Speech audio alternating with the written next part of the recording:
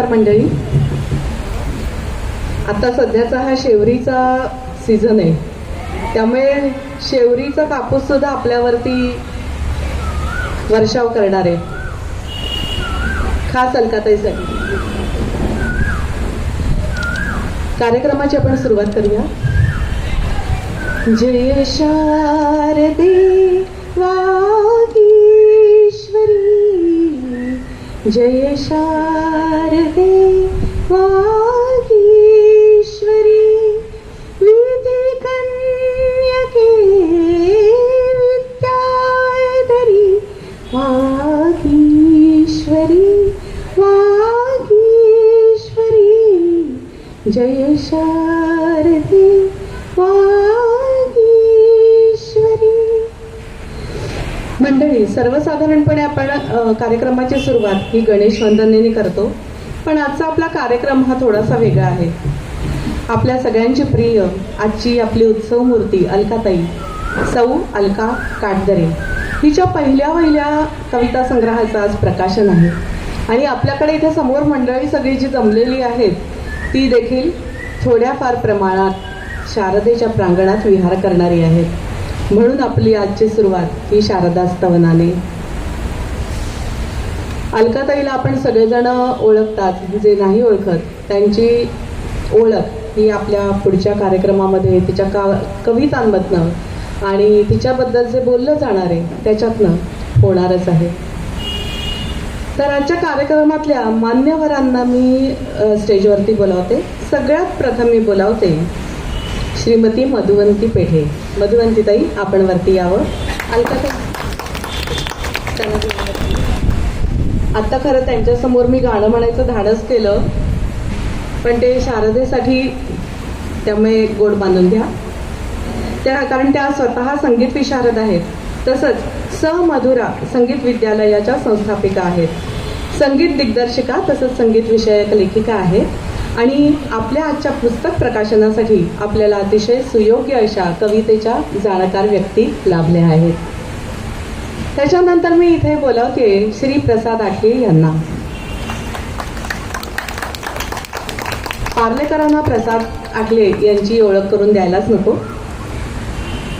अत्यंत सुपरिचित असे अभिनेते प्रसाद आठले, IDBI मधले निवृत्त अधिकारी. क्रिकेटची अतिशय आवड आहे. हिंदी चित्रपट, मराठी प्रायोजिक रंगमंच, TV सिरियल्स, जाहिराती अशा विविध क्षेत्रामध्ये कार्यरत आहेत. अतिशय उत्तम ललित लिहितात, सुरेख कविता वाचन करतात. त्यामुळे अर्थातच ते आपल्या आजच्या कार्यक्रमाचे प्रमुख पाहुणे आहेत, मान्यवर आहेत. प्रसाद आठले, तुमचं स्वागत. त्याच्यानंतर मी प्रियाताईंना बोलावते. प्रिया फुलंब्रीकर. मास्टर कृष्णराव फुलंब्रीकर यांचं नाव आपण सगळ्यांनी ऐकलं असेल. आणि आपण आता जेव्हा सगळेजण येत होतात तेव्हा इथे जी गाणी लागली होती, जसं लख लख चंद्रेरी, तेजाची न्यारी दुनिया वगैरे, ही गाणी सगळी त्यांची आहेत. आणि त्यांची नात आज आपल्याला इकडे पाहुणे म्हणून लाभलेली आहे. प्रियाताई, तुमचं मनापासून स्वागत.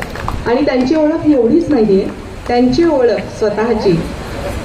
आता सध्या आजोबांच्या 125व्या जयंतीनिमित्त त्या पुण्यामध्ये कार्यक्रम करत आहेत. सेंद्रिय बागकाम, सेंद्रिय शेती, प्रदूषणमुक्त जीवनशैली, नदी शुद्धीकरण, मधुमक्षिका पालन, अधिवासानुसार वृक्ष संवर्धन या विषयावरती त्या काम करतात. त्या जपानी भाषा शिकल्या आहेत आणि या भाषेच्या माध्यमातून वेगवेगळ्या सॉफ्टवेअर ऑर्गनायझेशनसह त्या काम करतात. म्हणजे खूप वेगळ्या क्षेत्रांमध्ये त्यांचा वावर आहे.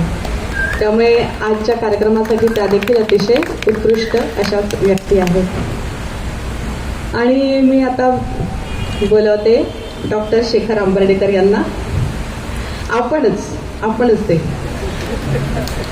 त्यांनी आपल्या मिश्किल स्वभावाची लगेच झलक दाखवलीच.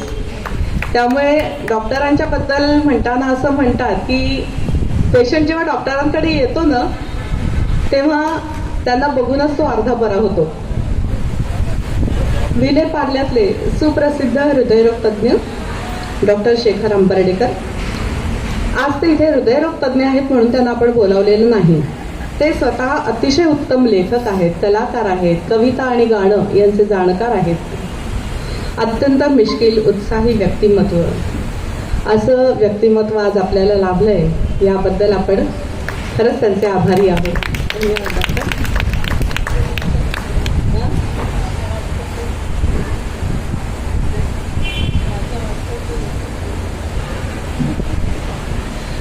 आजच्या उत्सव मूर्तीचं हृदयही त्यांच्यामुळेच धडधडीतपणे चालू आहे, धडधडतंय.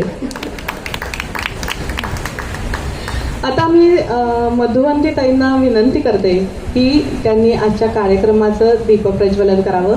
अर्थात हल्ली परवानगी नसल्यामुळे आपण फक्त त्या बटन ऑन करतील आणि एक बाकीचे सगळे मान्यवर इथे शारदा, सरस्वती आणि गणेश यांची प्रतिमा आहे छोटी, त्याला फुलं वाहतील. या रणजित पराडकर, त्यांच्या मातोश्री देखील खरं आज येणार होत्या, पण त्या उत्कृष्ट गायिका आणि फार मोठ्या गायिका आहेत. रणजित स्वतः गाण्याचे दर्दी आहेतच, ते स्वतः उत्कृष्ट कवी आहेत, वृत्तबद्ध कविता करतात आणि कविता समूह चालवतात. रणजित पराडकर, आपलं सहकुटुंब स्वागत.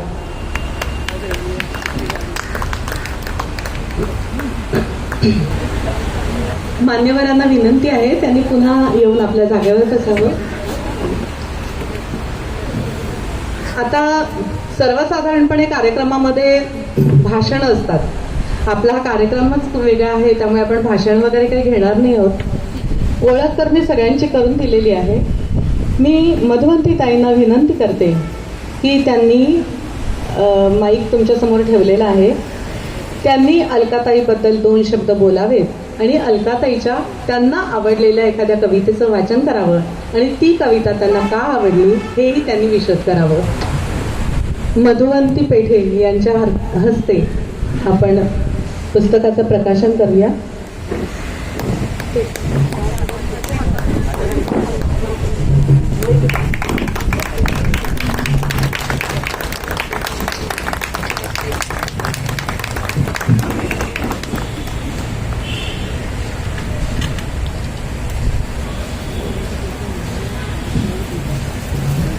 मधुवंती ताईंनी पुस्तकांचं प्रकाशन केलेलं आहे.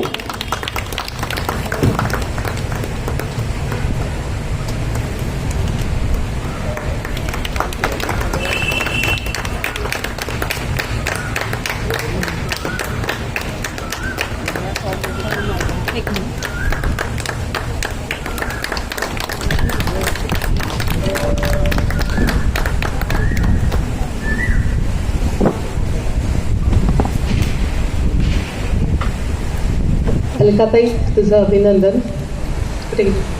तुझ्या पुस्तकाचं प्रकाशन झालेलं आहे. आता मी मधुवंती ताईंना विनंती करते की त्यांनी कविता वाचून दाखवावी. नमस्कार मित्रमैत्रिणींना. आज या खूप छान सोहळ्यामध्ये मला बोलवल्याबद्दल मी आधीच अलकाचे आभार मानते. खूप छान जागा आहे. आपण निसर्गाच्या सान्निध्यात बसलो आहे. कुठल्याही हॉलमध्ये आणि AC हॉलमध्ये बसण्यापेक्षा असं खूप छान वाटतं आहे.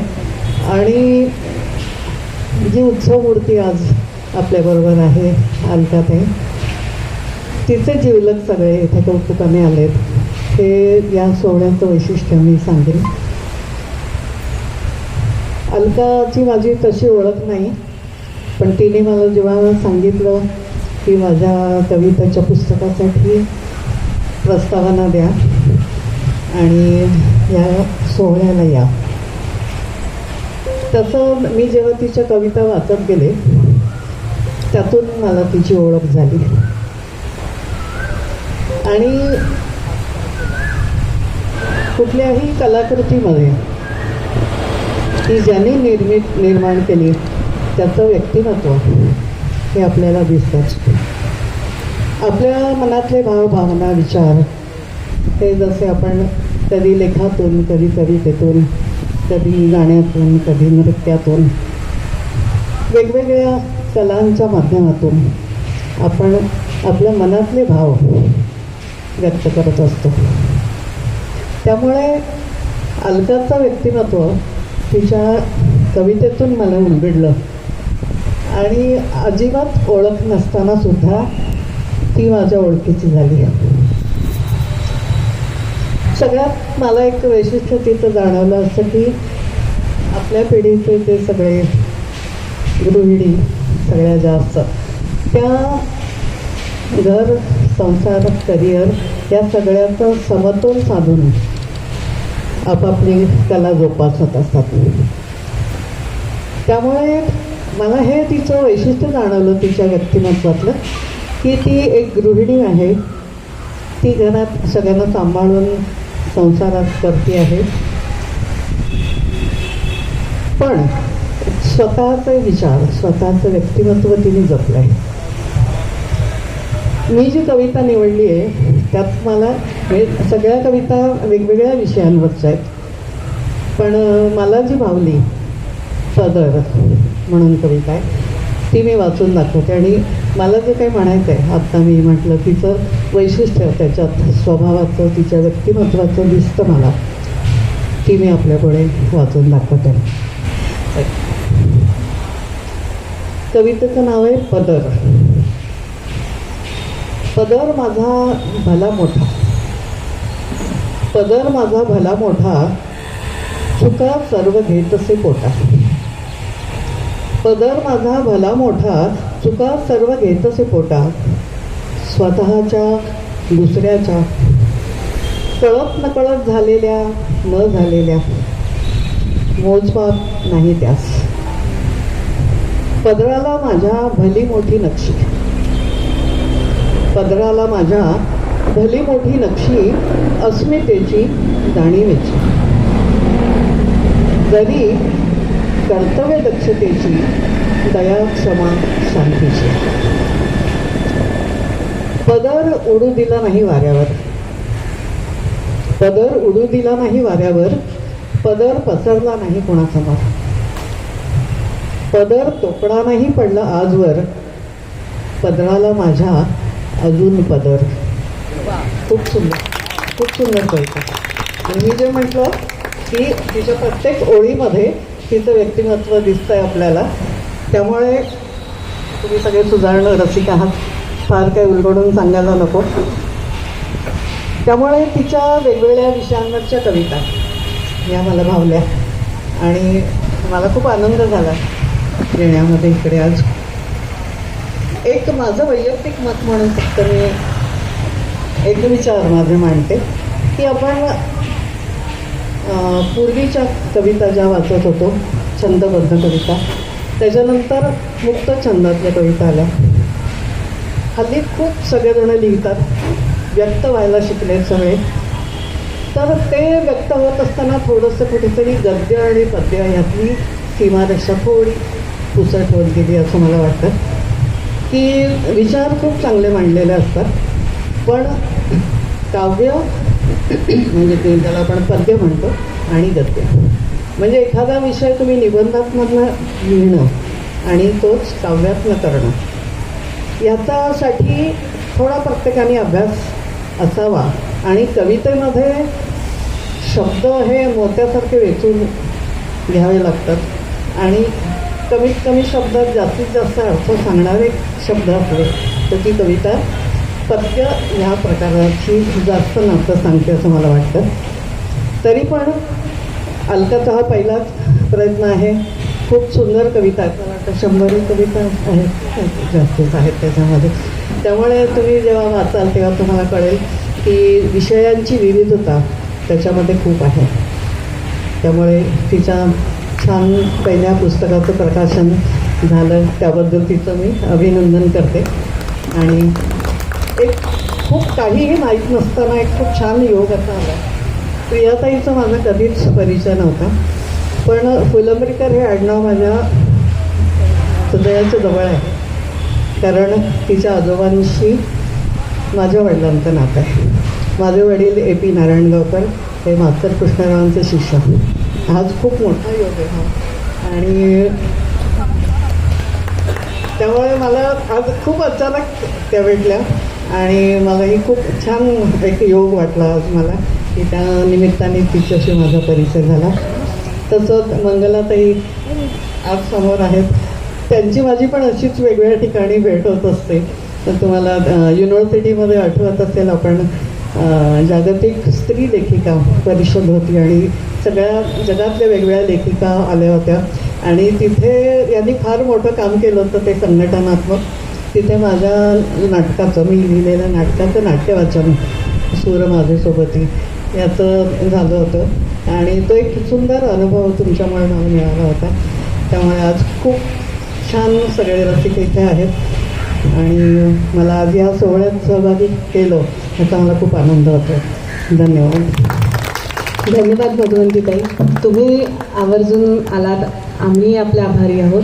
आता आपले पुढचे जे मान्यवर आहेत श्री प्रसाद आठले, त्यांना मी विनंती करते की त्यांनी एक कविता वाचावी. म्हणजे ह्या कवितांमधनं आपल्याला लक्षात येणार आहे की अलकाताईच्या कवितांचे विषय किती वेगवेगळे आहेत. नमस्कार. सगळ्यात प्रथम मी अलकाचे आभार मानतो की एवढ्या थोर व्यक्तींच्या सोबत मला बसायची ही संधी दिली. अलकाचा आणि माझा परिचय असा खूप जुना आहे. एकतर ती माझ्या आईच्या माहेरून काहीतरी नातं लागतं खूप लांबचं. फार खोलात जाणार नाही, कारण बायकांना कसं ते माझ्या मामे ननंदेची चुलत सुनेका साडू वगैरे ते असं बोलता येतं, तसं मला नाही वाटतं. फक्त एवढंच सांगतो की ती माझ्या आईच्या माहेरून माझी दूरची नातेवाईक लागते, ही एक ओळख. दुसरी म्हणजे IDBI बँकेत ती आणि मी बरेच वर्ष होतो आणि कामाच्या गडबडीत तिच्याबद्दल एक गोष्ट आवर्जून सांगावीशी अशी वाटते की ती खूप लोभस आणि आर्जवी व्यक्तिमत्वाची. म्हणजे आमची कधीमध्येच भेट व्हायची लिफ्टमध्ये, त्या तेवढ्या 2 मिनिटात ती माझ्याच नातेवाईकांच्या सगळ्या बातम्या मला सांगायची. माझं लग्न ठरलं, ती फॉरेनवरनं परत आले, हे भेटले होते. म्हणजे मला खूप लाजल्यासारखं व्हायचं की नातेवाईक माझे आणि सगळी माहिती हिला आहे आणि मला खूप आवडायचं ते. आणि तशीच येते अजून. आणि आत्ता पण तिने जेव्हा हा कार्यक्रम ठरवला तेव्हा आठवणीने मला फोन करून बोलवलं. I am really grateful, thank you so much. तर आता मी एक वाचतो कविता.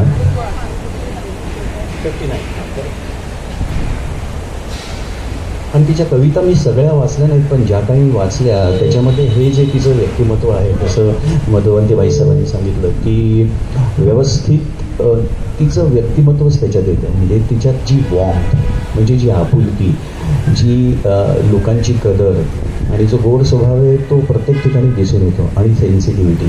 तर त्यात मला ही खूप आवडली कविता, ती वाचतो. कवितेचं नाव आहे मोठेपणी. फुकट काहीच मिळत नाही आणि घेऊही नये, शिकलो होतो आपण लहानपणी. सत्य कटू असतं पण नेहमी सत्यच बोलावे, पाठ झाले होते लहानपणी. कुणाला त्रास देऊ नये, हिंसा तर नाहीच नाही, हे आचरलं होतं लहानपणी. शाळेत प्रेमाने वागावं सर्वांशी, दया क्षमा शांतीने माणुसकी होती लहानपणी. शाळेत घरीदारी सर्वत्र मोठ्यांच्या तोंडी, पुस्तकात हेच तर मंत्र होते लहानपणी. मोठं झाल्यावर असं काय झालं, सर्वच चित्र पालटलं. आपले लहानपण संपले तरी आपल्याहून लहानगे समोर आहेतच ना. कोणती पुस्तकं वाचली यांनी, कोणते मंत्र उच्चारले, कोणत्या मोठ्या शाळेत गेले सर्वजण हे मोठे होऊन मोठेपणी. कोणत्या मोठ्या शाळेत गेले सर्वजण हे मोठे होऊन मोठेपणी. धन्यवाद. धन्यवाद प्रसाद. प्रसाद यांनी जसं आता सांगितलं की खरोखरच अलकाताईचा स्वभाव हा सगळ्यांना आपल्यामध्ये सामावून घेणारा आणि अतिशय गोड लाघवी आहे. आता मी प्रियाताईंना विनंती करते की त्यांनी अलकाताईची एक कविता वाचून दाखवावी. नमस्कार. गेल्या वर्षी माझ्या भाचीचं संचितशी लग्न झालं आणि त्या औचित्याने आमचं अलकाताईंशी म्हणजे नव्याने नातं जुळून आलं आणि आम्हाला साक्षात्कार घडला की अलकाताई म्हणजे उत्साहाचा खळाळता झरा आहे आणि हळूहळू त्यांचे एक एक पैलू व्यक्तिमत्वातले उलगडत गेले आणि एके दिवशी मला कळलं की त्या किती सुंदर कविता करणाऱ्या कवयित्री आहेत ते. आणि या काव्यसंग्रहाच्या रूपाने तर त्यांनी षटकारच ठोकलाय, दणदणीत षटकार ठोकलेला आहे. 108 कविता आहेत. जपाच्या बाळेमध्ये 108 म्हणी असतात. त्यांनी बरोबर त्यांच्या अनेक कवितांमधून त्यांच्या मैत्रिणींच्या साहाय्याने 108 कविता निवडल्या आहेत. आणि मला कविता वाचन करशील का असं त्यांनी सांगितलं, तेव्हा मी कविता संग्रह हातात घेतला आणि अक्षरशः गुलाबाच्या प्रदर्शनामध्ये जावं आणि कोणता गुलाब सुंदर आहे हा की तो असं बुचकळ्यात पडायला हवं तसं मला झालं. कारण इतक्या कविता त्यांच्या सहज सुंदर आहेत की प्रत्येकच कविता मला त्याच्या वेगळेपणाने, सहज सुंदरतेने आणि सकारात्मकतेने मला मोहू लागली. तर मी एक कविता निवडली आहे. मी मुद्दामून ती कविता निवडली आहे. त्या कवितेचं शीर्षक आहे मुरड. खरं म्हणजे मुरड आपण नकारार्थी घेतो, मनास मुरड घातली, पण ते मुरड या शब्दामधून त्यांनी किती सकारात्मकता दिली आहे, तो संदेश दिला आहे. ती आपण कविता ऐकून आपण जाणून घेऊ. अमर कोणाला व्हायचे आहे? नक्कीच नाही कोणाला. वर नाही तो असे एक शाप. हिंडून फिरून हसून मन मुराद जगायचे. वेळ आली की मग हळूच निघून जायचे. वेळ ज्याची त्याची प्रत्येकाला उमगे. गात्रे जेव्हा साथ नाकारती असहाय्य परावलंबन की शब्द जेव्हा मनी येती. भट्टे कट्टे सदा राहायचे. नीटनेटके आचरण ठेवायचे. विचार असतात जरी पक्के. सैल सोडून वागायचे हटके. जमवून घ्यायचे म्हणजे काय? स्वतःशी, दुसऱ्याशी, साऱ्यांशी. मुरड घालायची थोडी परंपरेला, रुजलेल्या समजुतींना. सामावून घ्यायचे नव्याला, नव्याने आलेल्या बाल्याला. मरणातून जगायचे, कृतीतून दाखवायचे. जीवन हे मरण नव्हे, मरण हे संकट नव्हे. पेरून ठेवायचे धन आचारांचे, विचारांचे. मागे ठेवायचे नाव आपल्या कृती कार्याचे. धन्यवाद.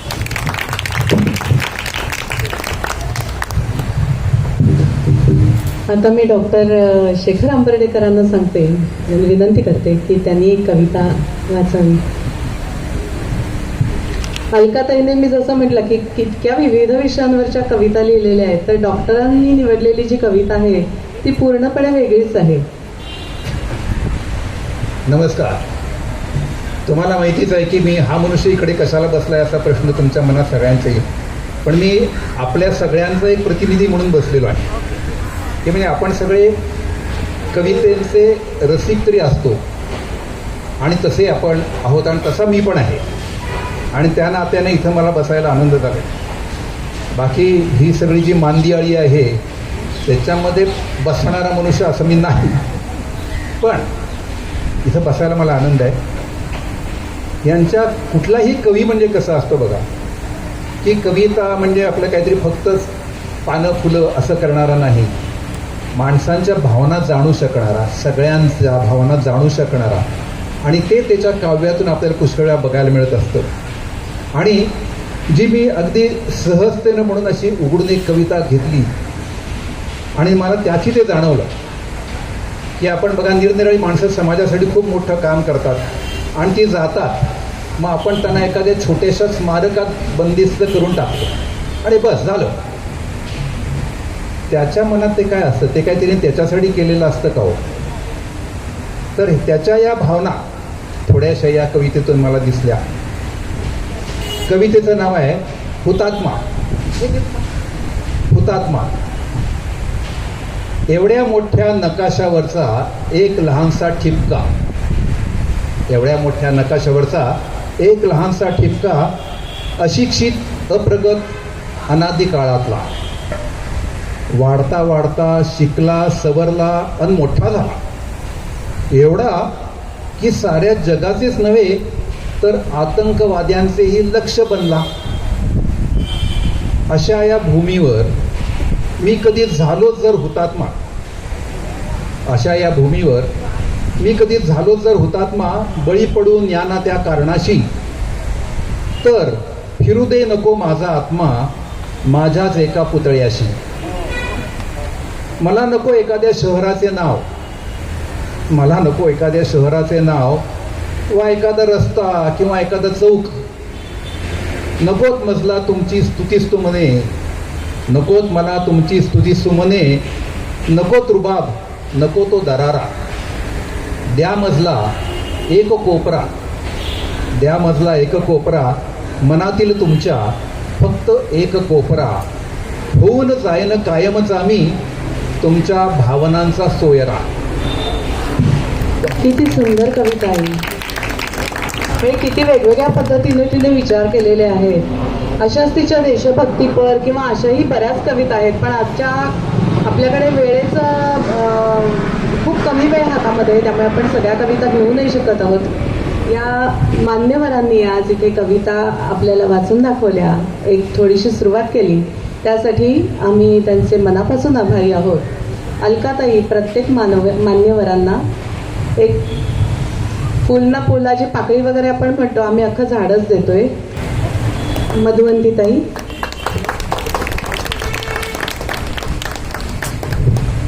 श्री प्रसाद आटले,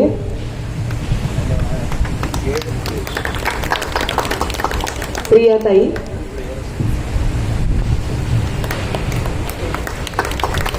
आणि डॉक्टर शेखर आंबर्डेकर. मी आता मान्यवरांना विनंती करते की त्यांनी इथे समोर येऊन बसावं, कारण त्याच्यानंतर आपल्या पुढच्या कार्यक्रमाला सुरुवात होणार आहे. अलकाताईची एक कविता आहे. आता पुढच्या कार्यक्रमाचं स्वरूप कसं असेल ते मी सांगते की मी आणि अलकाताई आम्ही दोघी जणी आता गप्पा मारणार आहोत कविता ह्या विषयावरती. अलकाताईच्या कविता आणि आम्ही दोघी जणी आणि अलकाताईच्या मैत्रिणी किंवा नातलगतीचे सगळेजण मंडळी जी आहेत की ज्यांना ह्या कार्यक्रमामध्ये काहीतरी सक्रिय सहभाग हवा होता, ती सगळी मंडळी येऊन एक एक कविता वाचणार आहेत आणि त्या कवितेच्या मागचं मर्म जे आहे ते अलकाताई आपल्याला उलगडून दाखवणार आहे. तोपर्यंत श्री प्रमोद देव यांनी अलकाताईच्या एका कवितेला चाल लावली. ती कविता आता आपण तिथे ऐकूया, चाल लावलेली कविता.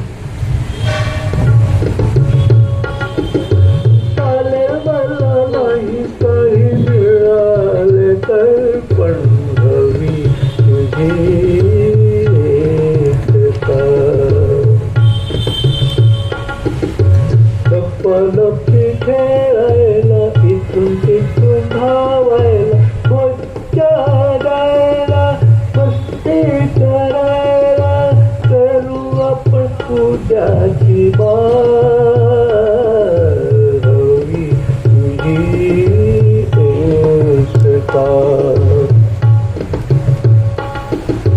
दूर दूर लांब लांब असे एक विकट वाट, खेळत बघत हसत हसत करू आपण पुरी एक रात, पुरी एक रात, हवी तुझी एकता.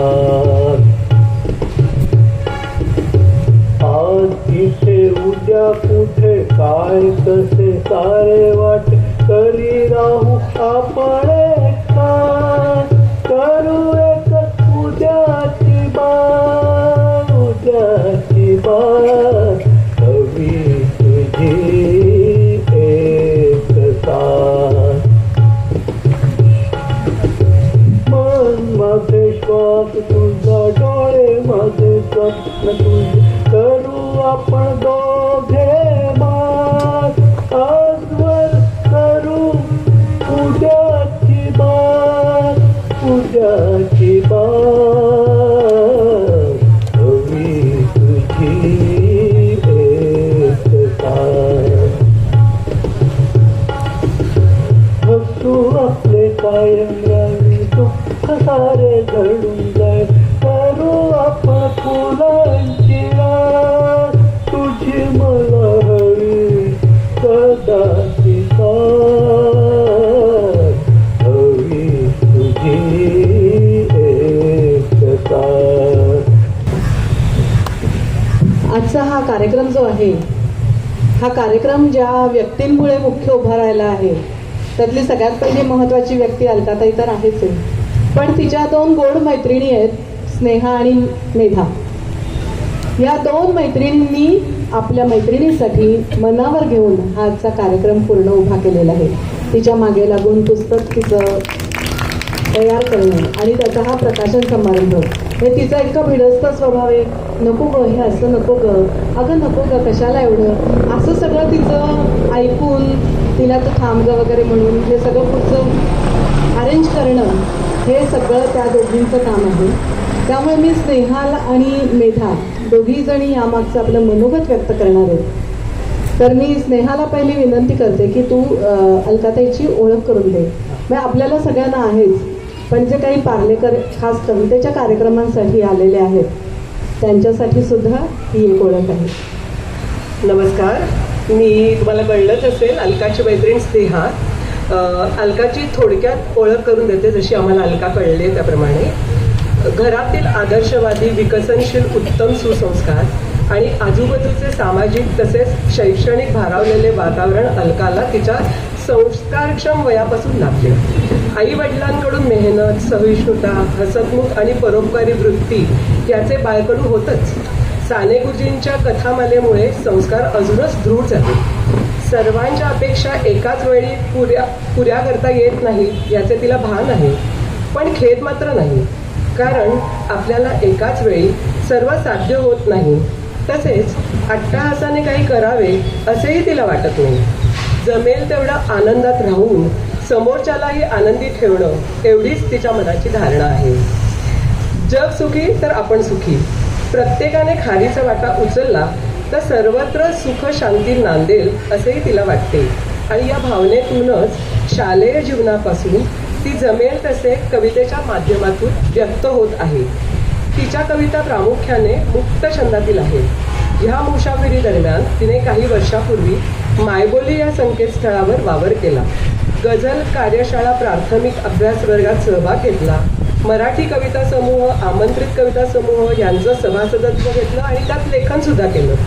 भगिनी समाज, अखिल भारतीय साहित्य परिषद मुंबई प्रदेश, ऑनलाईन काव्यहोत्र तसेच इतर विविध स्पर्धांमध्ये सहभाग आणि काही स्पर्धांमध्ये बक्षिसं सुद्धा पटकावली.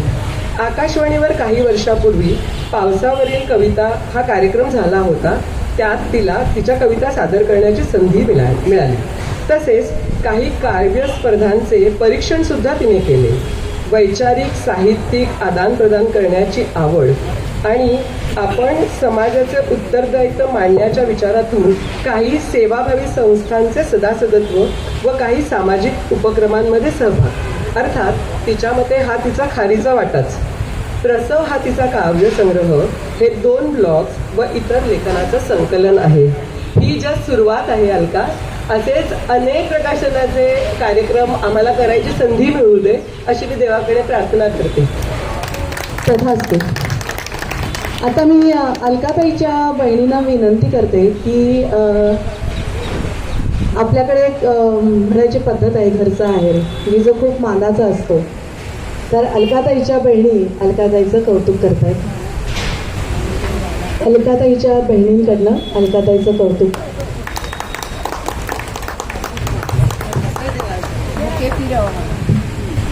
आता दुसरी मैत्रीण मेधा अंबर्देकर आहे. आता मी या दोघींच्या कशी ओळखीची, तर आमचं पुस्तक वाचन ग्रुप आहे आणि आमच्या नावाचा संवादिनी. आमच्यापैकी काही मैत्रिणी आता समोर देखील आलेल्या आहेत आपला कार्यक्रम पाहायला, ऐकायला. तर अशा या ग्रुपमधल्या दोघी उत्साही, अतिशय प्रेमळ अशा माझ्या मैत्रिणी, अतिशय उत्तम वाचणाऱ्या, लिहिणाऱ्या आणि बोलणाऱ्या. तर मेधा आता तिचं मनोगत व्यक्त करते. अलकाला मी प्रथम भेटले ती नोव्हेंबर 1982 मध्ये. ती IDBIमध्ये माझ्याच डिपार्टमेंटला जॉईन झाली. अत्यंत साधी सरळ आमची ओळख झाली. आम्ही लंच एकत्र घेऊ लागलो. हळूहळू इतर मैत्रिणी ज्या इथे आल्या आहेत, जसे की स्नेहा, कांचन, ललिता, निलिमा, आम्ही सगळे मिळून आमचा लंच ऑन ग्रुप आम्ही त्याला म्हणतो, तो तयार झाला. मी IDBIमधली नोकरी सोडली खरी, पण आम्ही भेटत राहिलो. ते आजपर्यंत. आमच्या अलकाला मी 32 वर्ष ओळखते. तिच्या बोलण्यातून, कवितांमधून ती मला हळूहळू उलगडत गेली. असंही होऊ लागलं की आम्ही भेटलो की ती एक विषय सुचवे आणि त्याच्यावर आम्ही चर्चा करत गेलो, गप्पा मारत गेलो आणि विचारांची देवाणघेवाण होत राहिली आणि होत राहते अजूनही. आम्ही भेटलो की एक तरी कविता ती आम्हाला ऐकवते.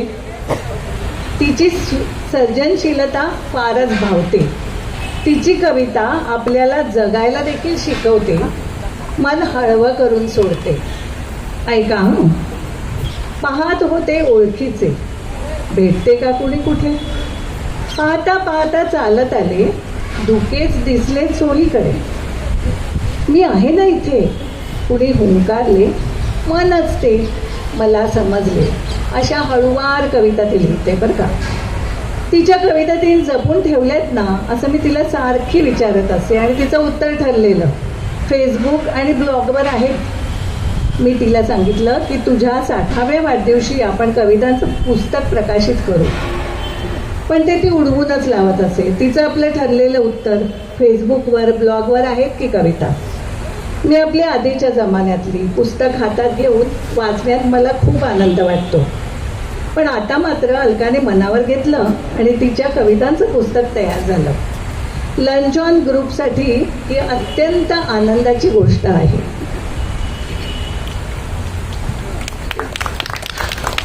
मंडळी, आता आपण जिच्याबद्दल ऐकलं, जिच्या काही कविता ऐकल्या, तिचं स्वतःचं मनोगत आपण ऐकूया.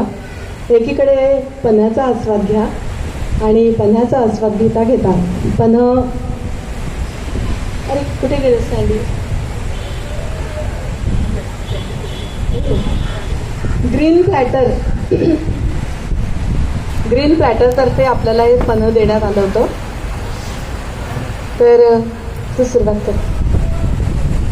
माझा चेहरा एवढा काही मौत नाही आहे म्हणून तेच मध्ये ठेवलं होतं. बरं, माझं मनोगत म्हणजे काय, मी सारखं ते व्यक्त होतच असते, गडबडत असते. तुम्हाला सगळ्यांना माहीतच आहे. ज्यांना माहीत नाही त्यांना सांगते की पार्ल्याला म्हणजे माझ्या पहिल्या वेळेला पुस्तकाचं प्रकाशन पार्ल्याला होतं आहे, ते सुद्धा पार्ले ईस्टला. त्याचा मला खूप खूप आनंद होतो, कारण सगळ्यात पहिल्यांदा मला वाटतं पार्ल्यात पाऊल टाकलं. माझी ताई पार्ल्याला होती. आम्ही ते हनुमान रोडला राहिलो थोडे दिवस. मी डहाणूकरला एक टर्म काढली म्हणजे काय पुढे नाही काढली असं नव्हे, पुढे मी पोदारला गेले. पण त्यामुळे मला आनंद होतो आणि पार्लं आणि पार्लेकर म्हणजे साहित्याची अतिशय जवळची काय म्हणतात नाळ आहे. तर तिथे माझं पुस्तक प्रकाशन होणं सगळ्या मान्यवरांच्या आणि पार्लेकरांच्या उपस्थितीत माझं मी भाग्य समजते. आता तसं म्हटलं तर ई जमाना आहे आणि मी पण त्याच जमान्यातली आहे. मी जवळजवळ 2000 म्हणजे जेव्हा घरी कॉम्प्युटर आला तेव्हापासून मी काय ना काय ऑनलाईन लिहत गेले. त्यामुळे आत्ता जेव्हा लोक काय म्हणतात पेपर कशाला किंवा ई जमाना आहे, ई साहित्य आहे, सगळं आहे, अशा वेळेला पुस्तक कशाला असं असतं. पण पुस्तकाची जी मजा आहे ना ती स्क्रीन किंवा ई वाचण्यात नाही आहे. म्हणजे कुठल्या तरी साईटवर पुस्तक वाचणं, त्याचं नवीन पुस्तकाचा सुगंध घेणं आणि देवाणघेवाण करणं, चर्चा करणं, हे जे सगळं आहे, वाचनालयात बसून तासनतास त्याचं मनन करणं, ह्या सगळ्या गोष्टी पुस्तकामुळे होतात. आणि पुस्तक ही माझी संपत्ती असं मी समजते कुठली तर. आणि एवढे वर्ष मराठी किंवा आपली मदर टंग आहे म्हणजे मातृभाषा आहे. तर आपण आत्ता कधी कधी असं लक्षात येतं की किती भाषा ही होत चालली आहे. म्हणजे शुद्धतेचं भान नसतं. बोलताना असेल पण लिहिताना नसेल, ते टायपो असू शकेल, वॉटेवर. मी कुणाला दोष देत नाही. पण मग अशा वेळेला आपण साहित्यात थोडी तरी भर घालायला हवी. म्हणजे माझी ऑलरेडी ह्या होत्या कविता आत्ता केलेल्या नाही आहे, त्या गेल्या 40 वर्षाच्या आहेत. पण एक माझ्या नावाचं काहीतरी झालं आहे, मला माझ्या शाळेला पण दाखवता येणार आहे. हे पण त्याच्यामागचं आहे. माझ्या वर्गमैत्रिणी इकडे आहेत की माझ्या शाळेची माझ्याकडनं जरा जास्त अपेक्षा होती, ती मी त्यावेळेला नाही पुरी करली, तर काहीतरी नावाला माझ्या आहे, याचा मला आनंद आहे. आता याच्यामध्ये मी भाग केले थोडेसे. प्रेम. माझ्या कविता आहेत त्या वेगळ्या विषयावर आहेत. प्रेम आहे, बाप्पा आहे, देशभक्ती आहे, स्त्री आहे आणि एकंदरीत आयुष्य जगणं किंवा आयुष्य त्याच्यावरती आहे. आता हे सगळे अनुभव तुम्ही जेव्हा वाचाल तेव्हा तुम्हाला रिलेट होतील. म्हणजे असे काही ते माझ्या एकटीचे नसतात. आपण आता येता जाताना बघतो तेव्हाच ते सगळं आहे आणि ते मी शाळेपासून लिहित होते. अगदी सुरुवातीला मला वाटतं वर्षाराणी म्हणून लिहिलं. म्हणजे पाऊस यायचा आणि ती माझ्या बहिणीला विजेची भयंकर भीती भेटायची. वीज आली की ती एकदम बाहेर म्हणजे मागे पळायची घराच्या आतमध्ये. तेव्हा सुचली असावी असं मला वाटतं, कारण त्याच्यात मी ते धडामधूड वगैरे असं लिहिलं. नंतर मधुमागशीचं ती आम्हाला अभ्यासाला होती तेव्हा मी ते विडंबन केलं आणि असं मला वाटतं विडंबनांकडून माझी स्वतःची कविता अशी फुलत गेली. आणि कविता नाही म्हणणार, इथे रणजित पराडकर बनले ते माझे एकदम टीकाकार आहेत आणि त्यांना मला बोलायचंच आहे बिकॉज ते वृत्तबद्ध कवितांचे हे आहेत आणि ते बरोबर आहे. त्यामुळे मला माझ्या कविता अशा वाटल्या नाही, ते माझे विचार होते. पण मग हळूहळू जेव्हा मी गझल कार्यशाळा शिकले तेव्हा काहीतरी 7-8 मला वाटलं हा गझल आहे. गझलकार खूप मोठे असतात पण त्यावेळेला जरा एक वाटलं की गझलेमधून फक्त वेदनाच होते म्हणून मी ती कार्यशाळा सोडून दिली. त्याच्यातनं उत्स्फूर्त किंवा असं हे नाही, मला ती रचावी लागते. मला त्या 8 ओळी बघाव्या लागतात, मतला बघावा लागतो, हे बघावं लागतो. तर तसं नको होतं म्हणजे मी अशी कधी लिहायला नाही बसलेली. असं सुचत गेलं म्हणजे आत्ता मी 2 मिनिटांनी काय लिहिलं नाही मला माहीत नसतं. आणि म्हणून ते माझ्या कविता संग्रहाचं नाव आहे प्रसव. की असं येतं ते मला काय मी त्याला कन्सिव्ह केलेलं नसतं टू बी फ्रँक की. आणि कधी कधी आता कोविडच्या काळात गच्चीमध्ये हे करताना वॉक येताना आपण बाहेर जात नव्हतो त्यावेळेला मला खूप आकाशावरच्या या सुद्धा, कारण मी आकाशालाच बघत होते आणि दुसरं काही नव्हतं. तर असं किंवा कुठली तरी बातमी वाचली तेव्हा काहीतरी मनात विचार आले. असे विचार येऊन सगळं लिहत गेलेले. आणि त्यावेळेला झालं काय, जेव्हा कॉम्प्युटर आला घरी तेव्हा माझ्या मोठ्या मुलानं सांगितलं तू हे सगळं आधी सुरुवातीला मी शाळेपासून वहीत लिहून ठेवायची, तशा 4-5 वह्या झाल्या माझ्या. तो म्हणतो ह्याच्यात ठेवून काय करणार, तू कुठे देत पण नाहीस काही नाही, अशाच आहेत आम्ही पण वाचत नाही आहोत, मग तू ब्लॉग कर.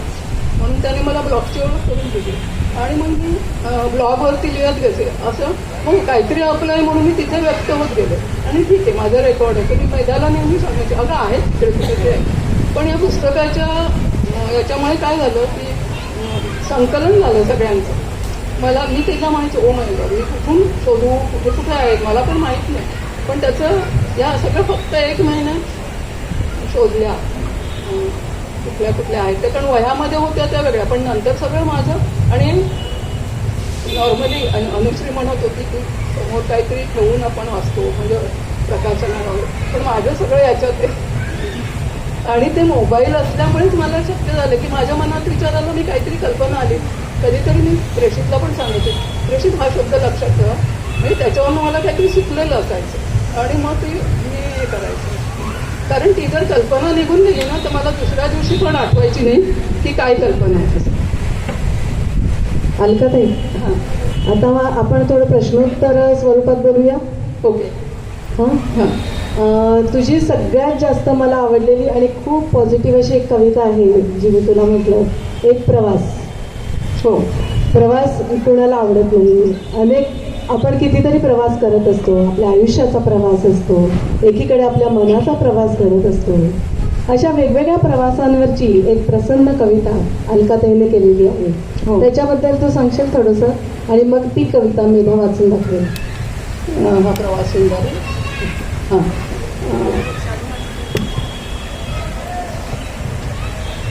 अनेक विषयांवरच्या तिच्या माझ्या या निमित्ताने ना खूप माझ्याच कविता चालल्या गेल्या. 40 वर्ष म्हणजे बघा कुठे कुठे असणार. तर ही तशी मधल्या काळात ते पण. आणि तुम्हाला गंमत सांगते, असं दर महिन्याला एखादी कविता असं कधी लिहिलं नाही गेलं. तसं सुगीचा मोसम असायचा ना, तसं 7-8 साली 90च्या काळात असं कुठल्या कुठल्या टप्प्यावरती लिहिल्या गेल्या. आणि मध्ये मग 1 वर्ष काहीच नाही. तुम्हाला आश्चर्य वाटेल की जेव्हा मला वेळ होता तेव्हा काहीही लिहिलं गेलं नाही.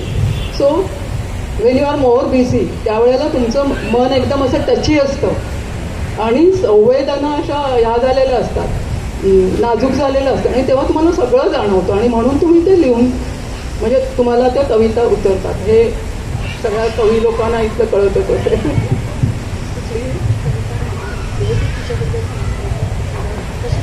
हो, प्रवास म्हणजे मला प्रवासाची खूप आवड आहे. जेवढं जमेल तेवढं मी प्रवास करत असते. म्हणजे असे काय मोठे मोठे नाही, मी काय भ्रमंती किंवा प्रवासी असं नाही. पण अगदी मला आठवते आम्हाला शनिवारावर सुट्टी असायची तेव्हा जर पटकन हॉलिडे मिळालं तर शुक्रवारचं मिळालं तर आम्ही रात्रीच्या रात्रीने तत्काळवाले हे आमचे काढणारे एकदम हे होते एक्सपर्ट. तत्काळची तिकीटं काढून आम्ही फक्त 2 दिवस आणि एखादी दिवस रजा देऊन 3 दिवसात लांब लांब जाऊन यायचो. पण हां, हे बघून झालं म्हणजे मला असं सारखं वाटायचं की खाली आलो तर आपण सगळं बघून मग वरती जायचं. दॅट वॉज तर हा प्रवास किती सुंदर आहे. आता प्रवास म्हणजे नुसता गाडीचा वगैरे प्रवास नाही, जीवनातला पण प्रत्येक क्षण आपण जर छान छान हे केला, व्यस्त केला तर ते खूप छान आहे. जीवनाकडे आपण बघू तसं आहे. तर तशी ती सुचली. ही छान कविता आपण मेधाकडनं ऐकूया. एक प्रवास. अचानक सुरू झालेला, धुंदीत धावणारा, मस्तीत मोहरणारा, सगळे मागे सांगणारा, असाही एक प्रवास. हळूवार स्वप्नांनी भरलेला, अलगद झुल्यावर बसलेला, मयूर पंखांनी डोलणारा, फुलांसह बहरणारा. आणि हाही एक प्रवास. खुणावणारा, आलिंगनासाठी उभारलेला, आपली वाट पाहत असलेला. ह्या सुंदर पुस्तकासाठी अनेक जणांनी प्रस्तावना म्हणजे श्री अशोक बागवे यांनी प्रस्तावना दिली, अनेकांनी आपली मनोगत दिली. तर स्नेहा आता आपल्यासमोर सादर करते श्री अशोक बागवे यांची प्रस्तावना. हो, जे येऊ शकले नाहीत पण ज्यांनी प्रस्तावना दिल्यात किंवा ज्यांनी आपली काही प्रतिक्रिया दिलेली आहे तर ते आम्हीच वाचणार आहोत, जे येऊ शकले नाही आहेत त्यांची. अशोक वागवे म्हणतात, वेदना, संवेदना, भावना आणि कल्पना या 4 वेदांचा सार असलेले उपनिषद म्हणजे कविता होय. याची मनोमन जाणीव अलका काटदरे यांच्या प्रसव या कविता संग्रहात दृग्गोचर होताना दिसते. मंथनातून अमृत साकार व्हावे तसे विचारांचे अवगुंठन येथे जागोजागी प्रगट झाले आहे. अंतस्थ अस्फुट भावनांना जेव्हा सुजाण अभिव्यक्तीची सौंदर्यपूर्ण जोड लागते तेव्हा साऱ्या अव्यक्ताचे रंग तुषार बनून बरसू लागतात. ही अमृताची पालवी मनाच्या फांदीवर झळाळू लागते. निशब्दांचे रसपूर्ण आभाळ मोकळे होते. कोलाहल चांदण्यात विरघळतो नि मनाच्या कोऱ्या कागदावर कविता अवतरते. मौनी धरुणिका वादळ शांतते, हेलकावे भावनांचे थांबलेच नाही. अशा अभिव्यक्तीमुळे रसिक अंतर्मुख होऊन कवितांचा आस्वाद घेऊ लागतो. प्रसव या कविता संग्रहातील बहुतांश कविता या प्रेमबहुल आहेत. प्रीती या शब्दातील 2 अक्षरात 2 वेलांटे आहेत. प्रेय श्रेय एकमेकांना अंतरंगात झाकून निशब्द होत जाणे हेच प्रीतीचे मर्मलक्षण आहे.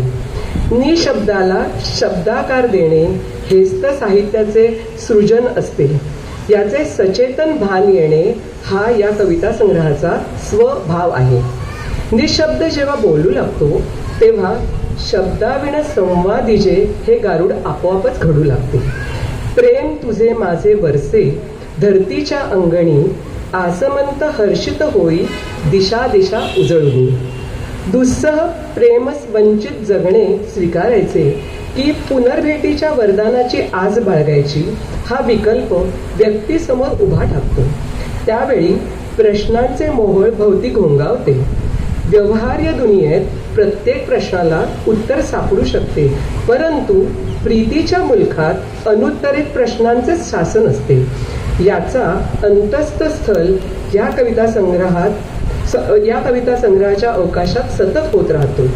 तुझे माझे माझे तुझे प्रेमरंग एकच होवो, लावू मनी प्रेमाची वात, उमलू दे जगी तेजल कात. किंवा अहंकार हा मनातून नाहीसा झाला तर निराशा नाही येत प्रदरी प्रेमभंगाची. कारण सतत तेवत राहणे हीच तर असते महती खऱ्या प्रेमाची. किंवा मरणानंतरही जगायचे अविरत निस्वार्थी कार्यरूपे. अंतरंगात जेव्हा मौन रंग मिसळतो तेव्हा डोळस प्रज्ञा निर्माण होते. या अमिताभ प्रज्ञेच्या प्रकाशात सारे काही स्वच्छ दिसू लागते. विकल अस्तित्व आणि शुद्ध विवेक यांची सांगड घालता येते. आभाळावरचे मेघांचे पटल दूर होऊन स्वच्छ निळाईचा गाभा दिसू लागतो. मन शांततेचा आवाज ऐकू येतो, कारण ती आत्मीय समजून बोलू लागते. मनाचेच शांतवन झाले की शांतताही निर्मळपणे शब्दात चितारता येते. जेव्हा नित्यनियमी गाठ होते चांदणे तेव्हा मस्त हसते. मला परत दे तू लहानपणीचे पिसे, ते आवळ दोडे ते सागर गोटे. शब्दांची आस आणि प्यास ज्याला लागते त्याचे जीवन सत्यम शिवन सुंदरम होते. याची प्रचिती प्रसव या अलका काटदरेच्या काव्यसंग्रह आस्वादताना ठाई ठाई येत राहते. अनुभवाचा भावगर्भ सौंदर्यपूर्ण घाटात अभिव्यक्त करणे ही कवितेची मातब्बरी आहे. याची पुरेपूर जाणीव अलका काटदरे यांना आहे. कवितेच्या गारुडाची महती त्यांना उमजते, म्हणून त्यांच्या काव्यात शुभशकुनी रमलखुणा जागोजागी दृष्टीस पडतात. त्यांच्या भविष्यकालीन शब्दसंहितेला सर्व कविकुलातर्फे मी हार्दिक शुभेच्छा देतो. अशोक बागवे. धन्यवाद. आजचा हा आपला कार्यक्रम आहे ना, तो जिथे संपन्न होतो आहे त्या स्वातंत्र्यवीर सावरकर केंद्राचे कार्यवाह प्राध्यापक केशव परांजपे यांचं इथे आगमन झालेलं आहे. आम्ही खरं म्हणजे त्यांना पाहुण्यांमध्ये दीपप्रज्वलनासाठी बोलावलं होतं, पण ते काही कारणाने वेळेत येऊ शकले नाहीत. थोडंसं उशीर झाला आहे त्यांना, पण मी त्यांचं मनापासून स्वागत करते. आणि आम्हाला हा कार्यक्रम इथे सादर करण्यासाठी आपण पाचारण केलं त्याबद्दल आम्ही सगळ्या आपल्या आभारी आहोत. 1 मिनिट पुढे याल का आपण? अलकाताई त्यांना स्वागत आहे आपलं. एखादी कविता वाचणार? जरा वेळाने 1, 2, 3 कविता झाल्यानंतर बोला. हां, चालेल. सगळ्या कार्यक्रमाचं श्रेय त्यांना आहे, कारण त्यांनी त्यांना ओळखतात, ते गाण्याचे प्रोग्राम करतात. या केंद्रामध्ये दर्जेदार असे शास्त्रीय संगीताचे कार्यक्रम किंवा असे पुस्तक प्रदर्शन असे किंवा उत्तमोत्तम नाटकं महाराष्ट्रातली अशी साजरी होतात इकडे. त्याच्यासाठी खास हे प्रोत्साहनात्मक कार्य करतात. खूप मोठं कार्य आहे. जसे आपलं मधुवंतीताईंनी पण सांगितलं आणि रंजित पण सांगते की माझ्या कविता मुक्त छंदातल्या आहेत आणि जे कवी आहेत त्यामुळे मी कवयित्री वगैरे वाटायची नाही, कारण माझ्या मुक्त छंदातल्या आहेत. गेय पण आहेत काही, आणि म्हणून एक देवकाका म्हणून एक त्यांनी चाली लावल्या तेव्हा पण मला वाटलं हो माझ्या कविता गेय होऊ शकतात. संदीप करेच्या होतात, बाकी कुणाच्या होतं, संदीपला सलील मिळाले असं मला नेहमी वाटायचं. ते देवकाका आपले चाली लावायचं. हिने पण एक चाल लावली आहे आणि ती म्हणणारे ती एक उत्कृष्ट गायिका पण आहे. तर ते म्हणजे असं होऊ शकतं. गाणं ही पहिल्यांदा कविताच असते, तर त्याच्यावरनं मला एक त्यावेळेला वाटलं की ओ कविता आणि गाण्यामध्ये कसा फरक आहे. याच्यावरनं मला वाटतं अरुण म्हात्रेंनी पण एक मठामध्ये आर्टिकल लिहिलं होतं की गाणं श्रेष्ठ की कविता श्रेष्ठ, किंवा त्यांचं असं म्हणणं होतं, मला वाटतं की ते कवी असल्यामुळे त्यांचं असं म्हणणं होतं की गाण्यांचं नाव लिहितात हे शब्द कुणाचे आहेत वगैरे त्याला एवढं महत्त्व नसतं. पण ऑफकोर्स तरी पण मला वाटतं गाण्याचं महत्त्व आहे. त्याच्यावरनं मला एक असं सुचलेलं ते मी लिहिलं होतं, कविता गरीब गाणे श्रीमंत, कविता मनात गाणे जनात, कविता उपकृत गाणे सुश्रुत, कविता लाजवंती तर गाणे स्मार्ट, कविता अबोल म्हणजे ती नुसती व्यक्त झालेली असते, उगाच बडबड करत नाही, गाणे बोलते, कविता भाऊ गाणे भौतिक, कविता तरल, गाणे सुरेल. कविता संक्षिप्त, गाणे आलापी. कविता सरळ, गाणे लयबद्ध. कविता फुलते, गाणे झुलविते. कविता फुलते, गाणे झुलविते. कविता गहिवरते, गाणे रडविते. कविता प्रसव, कविता प्रसव, गाणे संगोपन. कविता निरागस, कविता निरागस असते, ते मनात आलंय ते बोलून टाकतो. पण मग देवकाका म्हणायचे, हे इथे मटेरियलमध्ये बसत नाही, मी शब्द चेंज करू का? मी म्हणायची नाही, मला ती झाली, त्याच्यावरती आता मला अजून काही लिहायचं नाही, मी कोणासाठी तरी नाही लिहिलंय. तो तसं. कविता निरागस, गाणे जोरकस. कविता माझी तुझी एकेकाची. कविता माझी तुझी एकेकाची, गाणे जनाचे सर्वांचे. असं एक मला सुचलं होतं. हे दोघांनाही आपापल्या स्थानी हे आहे.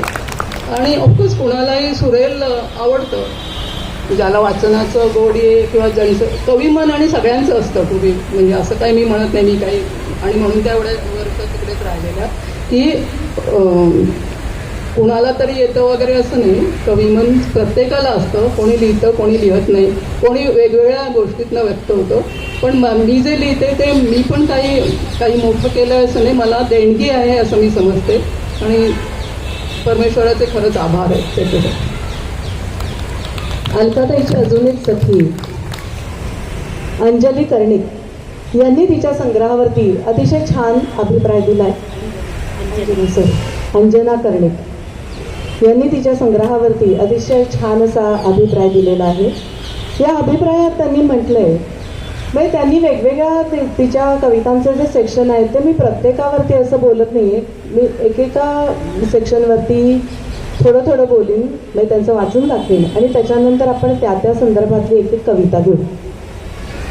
तर त्यांनी असं म्हटलंय की पाऊस हा कवयित्रीचा हळवा कोपरा आहे.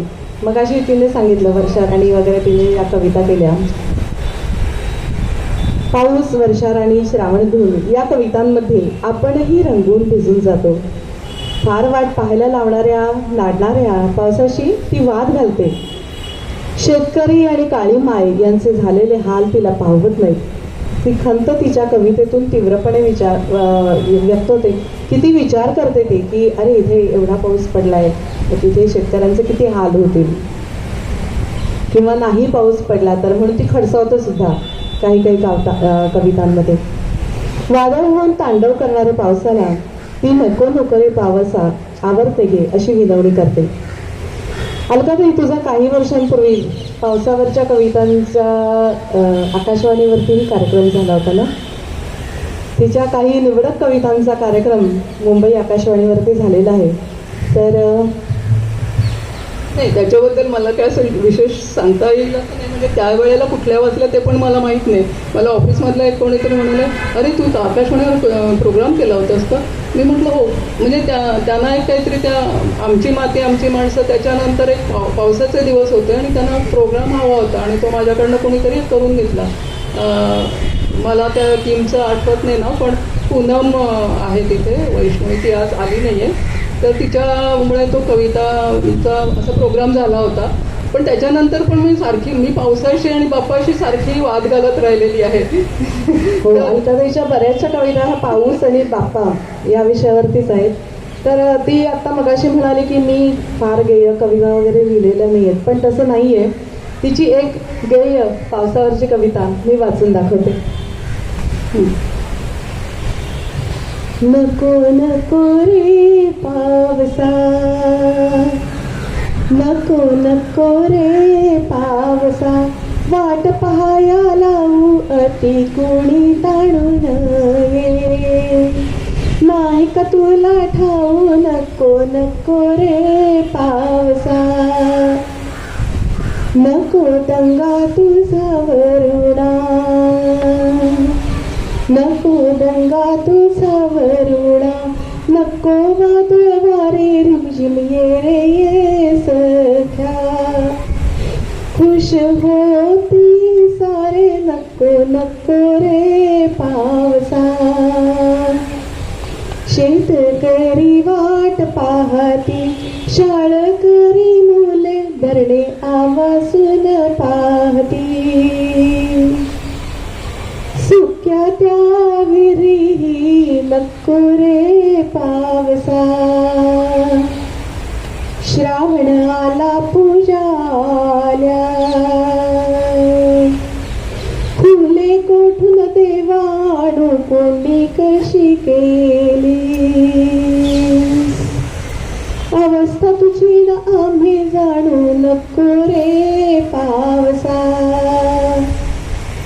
साथ तुझी हवी पण वेळी अनमोजकीच रे माझ्या राजसा. नको नको रे पावसा. अंकाताईची कविता.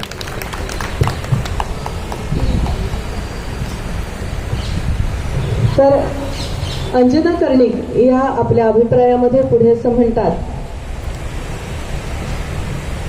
की अलकाताईच्या बहुतेक कविता या गप्पा माराव्यात अशा रसाळ आणि गद्यशैलीत लिहिल्या आहेत.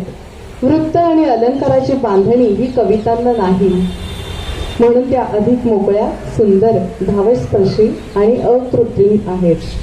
कवयित्रीच्या कविता जरी जीवनातल्या आलेले अनुभव, घेतलेले अनुभव, मिळालेलं सुखदुःख, यश नि अपयश, आशा नि निराशा यांचं दर्शन घडवत असल्या तरी प्रसव मधल्या या कवितांना वैश्विक भान नक्कीच आहे. स्त्री मनाची, तिच्या जगण्याची, तिच्या कुचंपणीची, अपेक्षांची तिला जाण आहे. सत्य, मानव कल्याण, विश्वकल्याण यांचं भान आहे. म्हणून ती आपल्या सखीला म्हणतीये, जगून घे जरा. मी सुजाता मोघे यांना पुढे बोलावते. सुजाता मोघे रोटरी इनरव्हिल मधली अलकाताईची मैत्रीण आहे. त्या लायब्ररीही चालवत होत्या. सखी सारजणी हा ग्रुप त्या चालवत होत्या. त्यांना असे प्रोग्राम्स वगैरे अरेंज करायला खूप आवडतं आणि आता त्या अलकाताईची कविता वाचून दाखवत आहेत. सर्वप्रथम थँक्यू अलका, मला इथे बोलवल्याबद्दल. आणि माझं अगदी आवडीचं काम म्हणजे कविता सादर करणं सांगितल्यामुळे. मला असं वाटतं, बाळणपणाच्या वेळी ज्या वेदना होतात त्यांना प्रसव वेदना म्हणतात. त्या वेदना होतात खऱ्या, दुःख असतं, पण त्यानंतर मिळणारा आनंद अवर्णनीय असतो. त्या आनंदाची तुलना करण्यासाठीच कदाचित अलकानी आपल्या काव्यसंग्रहाचं नाव प्रसव ठेवलं असेल. कविता करताना थोडं दुःख झालं तरी त्यातून मिळणारा आनंद हा अवर्णनीय असाच असतो, तिला सुद्धा आणि आम्हाला, तिच्या मैत्रिणींना सुद्धा. आता मी तिची मला एक खूप आवडलेली कविता वाचते. जगून घे जरा म्हटले स्वतःला, जगून घे जरा म्हटले स्वतःला, आणि निघाले माझे मन फिरायला. नदीच्या काठी, झाडाच्या पायथ्याशी, पाय सोडून पाण्यात, गाणे एक मनात. जगून घे जरा म्हटले स्वतःला, पण सावरले लगेच मी माझ्या मनाला. पाहिले आहे का कुठे स्वच्छ हवा, आहे का मोकळी आणि सुरक्षित जागा, प्रदूषण विरहित, सुगंधित, मानवी नात्यांनी नटलेली, कुणा एकाचा हक्क नसलेली, सगळ्यांनी मिळून सजलेली. कुणा एकाचा हक्क नसलेली, सगळ्यांनी मिळून सजलेली, एक एक क्षणाने मोहरलेली, जगण्याला साज देणारी. बसले मी होते तेथेच अशा विचारात, ठरवले नाही राहायचे अशा शोधात, आनंद पसरायचा सगळ्या गप्पात, जिणं दुसऱ्याचं करायचे आरामात, चालायचे मान वर करून, रस्त्यावरील खाचखळगे बाजूला सारून, खायचे अगोदर सर्वांना देऊन, शिकाऱ्याला त्याची जागा दावून, नटायचे अस्मितेचे दागिने घालून, शिकायचे एकीचे मंत्र पाळून, नटायचे अस्मितेचे दागिने घालून, शिकायचे एकीचे मंत्र पाळून. जीव दिला एकाला तर जीव माझा भला, माणुसकी नाही तर मी मानव कशाला. जगून घे भरपूर म्हटले माझ्या सखीला, जगून घे भरपूर म्हटले माझ्या सखीला, घाबरू नको जराही आहे मी साथीला. घाबरू नको जराही, आहे मी साथीला. आणि अलका, आम्ही सगळ्या तुझ्या मैत्रिणी आहोत तुझ्या साथीला. थँक्यू. थँक्यू. अलकाताईच्या सगळ्या कविता आहेत ना, त्या अशा आहेत की आपण सगळ्या स्त्रिया त्या आपल्या आयुष्याशी रिलेट करू शकतो. जसं सुरुवातीला मधुवंतीताईंनी पदर वाचली होती, किंवा ही आता सुजाताताईंनी वाचलेली, किंवा अजूनही पुढे बऱ्याच कविता आहेत की ज्या आपण आता वाचणार आहोत. अंजनाताईंनी जी अलकाताईबद्दल जी प्रस्तावना लिहिली होती किंवा जे अभिप्राय दिला होता, त्याच्यामध्ये त्यांनी म्हटलेलं आहे की जीवनातल्या विविध टप्प्यात तिने जे अनुभव भरभरून घेतले ते सारे तिच्या रचनांमध्ये व्यक्त होताना दिसतात. तिचं बालपण, माहेर, शाळा, मैत्रिणी, माहेरचं प्रेम, आईची माया यातल्या आठवणी यांच्यामध्ये ती रमताना हळवी होते आणि आनंदित होते. आता पुढच्या कवितेकडे वळूया आपण. अलकाताई, ती काय करते ही जी कविता आहे, ही कविता तुला कशी सुचली किंवा ह्या कवितेबद्दल काही सांगशील का? आणि नंतर मग स्नेहाला मी विनंती करते की तू ती कविता वाचून दाखव. हो, ती काय करते, मला वाटतं काहीतरी नाटक वगैरे आलेलं ना, तिचं काय चालू आहे? ती सध्या काय करते? हां, ती सध्या काय करते. तर माझं टायटल तसं आहे, पण मी लिहिलं की तिचं काय चालू आहे, अशी तीच कविता आहे ॲक्च्युली. तर आणि ही मला सुचली कोविड काळामध्ये, की सगळीकडे असं चाललंय, हे असं होतंय तसं होतंय, मग वर्क फ्रॉम होम तसं. तर घरात असलेली गृहिणी जी आहे तिचं काय चालू आहे, आणि हे चालू असणं फक्त कोविड काळातलंच नाही, कितीतरी वर्षानुवर्षी चालू आहे, अशी ती मला सुचत गेली. आणि खूप वेळेला काय होतं, मनात एक विचार येतो, तो कधीतरी असं बालिश असतो, मग तो पुढे पुढे गंभीर होत जातो, किंवा एक साधासा विषय असतो, मग त्याला वेगळंच वळण येतं, असं झालेलं आहे. तर तिचं काय चालू आहे असं म्हणताना मला खूप गोष्टी दिसल्या. ओ, ती एवढं सगळं करते असं. तर ती जराशी मोठी कविता आहे, नाही तर माझ्या एवढ्याशाच असतात, म्हणजे 4 ओळी मी त्यांना म्हणत नाही, ती माझी सगळी अपत्य आहेत असं म्हणायचं. वाचून दाखवते. अलकाने तिचं मत तिच्याप्रमाणे व्यक्त केलं, पण आम्ही मैत्रिणी जेव्हा लंच टाईममध्ये भेटायचो की आपापल्या मनातल्या, घरी घडून गेलेल्या किंवा ऑफिसमध्ये घडलेल्या गोष्टी एकमेकींना बोलायचो. आणि लंच टाईम संपल्यानंतर आम्ही त्या सगळ्या विसरून सुद्धा जायचो. पण कविमनाच्या आमच्या अलकाच्या आतमध्ये ते रुजायचं आणि त्या बीजाचं कवितेमध्ये रूपांतर व्हायचं आणि मग ते अशा रीतीने अवतरायचं. तिने आता सांगितलं की लॉकडाऊनमध्ये तिने ही कविता केलेली आहे. ती तिची कविता तिचं काय चालू आहे आता मी सादर करते. ती काय करते सर्वांना दिसतंय, तिचं काय चालू आहे ते मात्र कळणार नाही, कारण ती आहे घरात 1760 व्यापार. चहा नाश्ता पासून जेवण, दुपारचे, रात्रीचे, चटण्या, कोशिंबिरी, लोणचे, तात्पुरते तसेच बेगमीचे. आला गेला नाही सध्या तरी फोनाफोनी आहेच. वाड्याचे सामान, भाज्या आणून नाहीतर मागवून नीट ठेवणे आहेच. कपडे धुणे रोजचे, कामवाली तर नसतेच. मुलांचे ऑनलाईन अभ्यास, अजूनभर वेबिनारचे. घरकाम काही काम नसते, पण वर्क फ्रॉम होम मात्र कामच असते. त्यांना डिस्टर्ब नाही करायचे, हिचं काम आहे रोजचेच. तिचे हे सारे दखलपात्र नसते, कारण तिला त्याची सवयच असते. आणि तीच तर म्हणत असते, विशेष काय त्याचे. वेळ मिळेल तसा वॉक, येता जाता कामे, योगासने, वाचन, जेवताना TV हे दिसतं हं सर्वांना. अरे तिथं मजेत आहे, आराम चाललाय तिचा. भर दुपारी फिरण्या एवढी आहे एनर्जी की तिच्यात. ती काय करते दिसतंय सर्वांना, पण तिचं काय चाललंय. तिच्या मनाची घालमेल, नानाविध काळजा, स्वप्ने सगळ्यांची, चहूबाजूनी कुचंबणा, मनस्ताप झालेला, करून घेतलेला, कपातील वादळे, वादविवाद, स्वतःहून घेतलेली जबाबदारी, उतरओढ, तऱ्हेतऱ्हेचे आवेग सारे तिच्या एवढ्याशा मनात. कारण तिला वाढवायची आहे संस्कृतीची कमान. सून आहे ती घरंदाज, घर करायचं आहे तिला मनामनात. हट्ट लाड कुणी परवायचे, प्रश्नच नाही उद्भवत कधी घरात. वेगाने कामे निभावताना तिला तरी माहीत आहे का, तिची थकलेली गात्रे निवांत क्षण मागतायत. कौतुकाचे कटाक्ष, आपुलकीचा शब्द, केलेल्याची जाण मनाला विसावा, आधाराचा हात. छोट्या छोट्या अशा गोष्टींनी होईल भार हलका तिचा, नाचू लागेल मन तिचे, प्रेमाने नावून निघेल तिचा ऊर, शांत होईल आतल्यात जे काही चाललं आहे तिच्या मनात, हसण्यात तिच्या येईल निरागसता, चालण्यात तिच्या येईल डोल, बोलण्यात विश्वास अभिमान, दिसू दे की तिचे असे काही साधेसेच पण निर्मळ समाधानी निवांत आतले मन. या कवितेशी आपण सगळेजण रिलेट करू शकतो. माझी खात्री आहे की आपल्या घरच्या स्त्रीबद्दल विचार करताना आपण सगळ्यांनी हा विचार करावा. रणजित, तुम्हाला एक छोटीशी विनंती आहे. काही कारणामुळे ते थांबू शकत नाही आहेत, तर अलकाताईकडनं तुम्हाला पुस्तक भेट.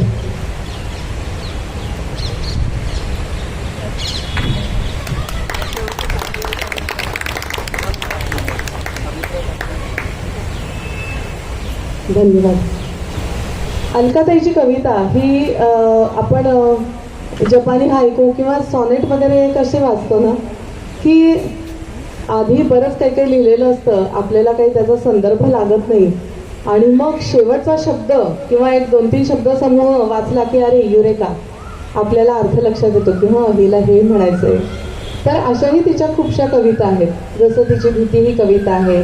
अशीच एक कविता आहे छानशी, मसुदा, ती मी वाचून दाखवते. घरच्यांनीच घरी जा म्हटल्यावर समजे ना कोणत्या घरी. एकदा तर माप ओलांडून आले होते या घरी. विचार केला आणि शेवटी केली प्रार्थना देवाला. म्हटलं तुझी आज्ञा झाली तर येईन मी त्या घरी. म्हणाला इतक्यात कुठे, अजून बरीच कामं आहेत, कर ती पुरी मग पाहू. म्हटलं खूप उभं आलंय, थकले मी. केला त्याने विचार, म्हणाला लेखी मसुदा पाठव. मग मसुद्यात लिहिलं, इथे मला खूप असह्य झालंय, मन लागत नाही, कलह माजलाय, शांती जराही नाही, तुझ्या संगतीत दिवस घालवावे असं वाटतंय. देवाने विनंती मसुदा वाचला, मात्र लगेच स्वतःच सही केली. मसुद्याचे रूपांतर झाले एका विनंतीत. त्या जगनिर्मात्या देवाची एका पामर भक्ताला. आला तो माझ्या घरी आणि बसला जाऊन देव्हाऱ्यात. हात पुढे करून माझ्याकडेच. मागितली फुलं आणि मोदक आणि माझ्या या घराचं झालं खरंच नंदनवन. उबग माझा गेला पळून, आली तेथे भक्ती. मीही आनंदात, तोही आनंदात. कारण ह्याचे त्याला माहीत. तो आला होता ठेवून मागे त्याची उबग आणि जड झालेले ओझे. स्पर्धा भाऊबंदकीची, चिंता उद्याची. कुणाला वरती आणायचंय, कुणाला कुठे पाठवायचंय. अविरत नजर ठेवूनही चुका करणाऱ्यांचं काय करायचं. कुणाला शाप द्यायचे, कुणावर कृपादृष्टी करायची. त्याला सुद्धा थोडी तरी विश्रांती हवी ना. अशी खूप छान कविता मला अतिशय आवडली, म्हणून आम्ही ती या कार्यक्रमामध्ये वाचायला घेतली. अशीच तुझी एक कविता आहे अलकाताई, प्रेमाची पिसं. ती अलकाताई म्हणते की तू त्या कवितेबद्दल बोल आणि कविता वाच. पण मला एवढी छान वाचता येणार नाही. म्हणजे तू मला वाटतं प्रेमाची पिसं वाचणार होतीस का नाही का?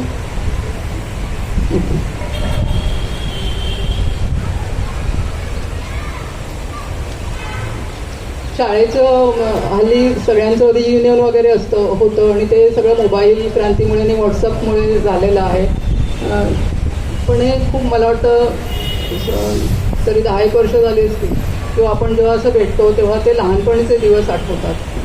आणि ॲज आय सेड की मी जेव्हा विडंबना करणं सुरुवात झाली तसं मला ते कागज की काय गाणं कुठलं म्हणतात, हां ते थोडंसं बेस आहे आणि त्याच्यावरनं ती मला कविता आठवली. खूप चांगलं वाचते. आणि श्रीला आवाज आहे तर ती छान वाचेल. तू त्या कवितेची जननी आहेस. आणि आपल्या आईची इतकी अंगाई बाळासाठी दुसरी कोणीही गाऊ शकत नाही. ही तिची कविता देखील मला अतिशय आवडली, त्यामुळे आम्ही याच्या कार्यक्रमामध्ये घेतलेली आहे. ते आवळ दोडे ते सागर गोटे, ते आवळ दोडे ते सागर गोटे, विटी दांडून क्रिकेटचे सोटे, करवंदे चिंचा आणि म्हातारीची बोटे, जांभूळ कैऱ्या नाक्यावर भेटे, मला परत दे तू लहानपणीची पिसे. ते पावसाचे ओहोळ आणि बसलेले रट्टे, सुट्टीच्या दिवशी भरलेले कट्टे, होमवर्क कधीही झालेले नव्हते, शिक्षक गणही तसे आरामात होते, मला परत दे तू लहानपणीची पिसे. लपंडावाचे खेळ, आबाधुवीचे बुक्के, साटे लोटे सगळ्या मित्रांचे होते, नाटकांचे उतार पाठ झालेले नव्हते, कडाक्याच्या उन्हाळ्यात हॉल भरलेले होते, मला परत दे तू लहानपणीची पिसे. मनाचे श्लोक रामरायांचे स्तोत्रे, तिन्ही सांजेला आईची कट्टीही सुटे, स्वप्ने उद्याची पहाटे, भावंडा सवे दिवस भरलेले होते, मला परत दे तू लहानपणीची पिसे. ते आवळ दोडे ते सागर गोटे, कोई लौटा दे मुझे ओ बचपन के दिन, असं पण एक गाणं आहे ना, हे सगळं त्याच्यासारखंच आहे. माझं शक्य झालं तर माझं बालपण मला परत दे. किती सुंदर कविता आहे. अंजनाताईंनी जो अभिप्राय दिला होता तो मी थोडा वाचून दाखवते. मोनिका गजेंद्र गडकर देखील आज येणार होत्या, पण त्या येऊ शकलेल्या नाही आहेत, पण त्यांनी त्यांचा अभिप्राय या पुस्तकाच्या मलपृष्ठावरती दिलेला आहे, तो ब्लर. कारण अलकाताईंच्या काव्यसंग्रहाचं प्रकाशन मधुवंतीताई पेठे यांच्यासारख्या गायक संगीतकार कलावंताच्या शुभ हस्ते झालंय आणि त्यांच्या या काव्यसंग्रहाला अभिप्रायसुद्धा मोनिका गजेंद्र गडकर यांच्यासारख्या सिद्ध हस्त लेखिकेने दिला आहे. मोनिका गजेंद्र गडकर ही मूळची पुणेकर आहे, मोनिका पुंडलिक, आणि विवाहानंतर ती मोनिका गजेंद्र गडकर झाली. आणि मी अगं तुगं म्हणते कारण माझ्या बहिणीची ती बालमैत्रिणी मंजुश्रीची अगदी पहिलीपासूनची. तर मोनिका घरात उपस्थित राहणार होती, पण तिला पुण्याला एका कार्यक्रमाला बोलवलं गेलं अध्यक्ष म्हणून, त्यामुळे तिला तिथे जावं लागलं. पण तिने अतिशय सुंदर असा अभिप्राय दिलाय आणि या अभिप्रायामधून या काव्यसंग्रहाचं व्यक्तिमत्व म्हणजे अलकाताईंचं व्यक्तिमत्व प्रतीत होत आहे. तर मोनिकाचा मी अभिप्राय वाचून दाखवते. अलका काटकरे यांच्या कविता म्हणजे त्यांच्या सकारात्मक भावभावनांचे निर्मळ असे प्रतिबिंब आहे. त्यात कमालीचा साधेपणा आहे आणि त्यामुळेच त्यांची कविता आपल्या मनाशी संवादत ती आपल्याला स्पर्शत राहते. इवल्या क्षणातून स्वतःला जाणवलेल्या आयुष्याचे वेगवेगळे अर्थ त्यांनी आपल्या कवितेच्या माध्यमातून मांडण्याचा प्रयत्न केला आहे.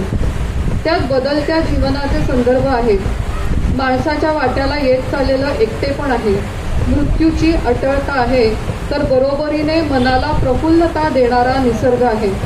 प्रेम भावनेची उत्कटता आहे, परमेश्वर शक्तीबद्दल अपरंपार कृतार्थता आहे, त्याची आराधना करणारा नितळ भक्तिभावही आहे.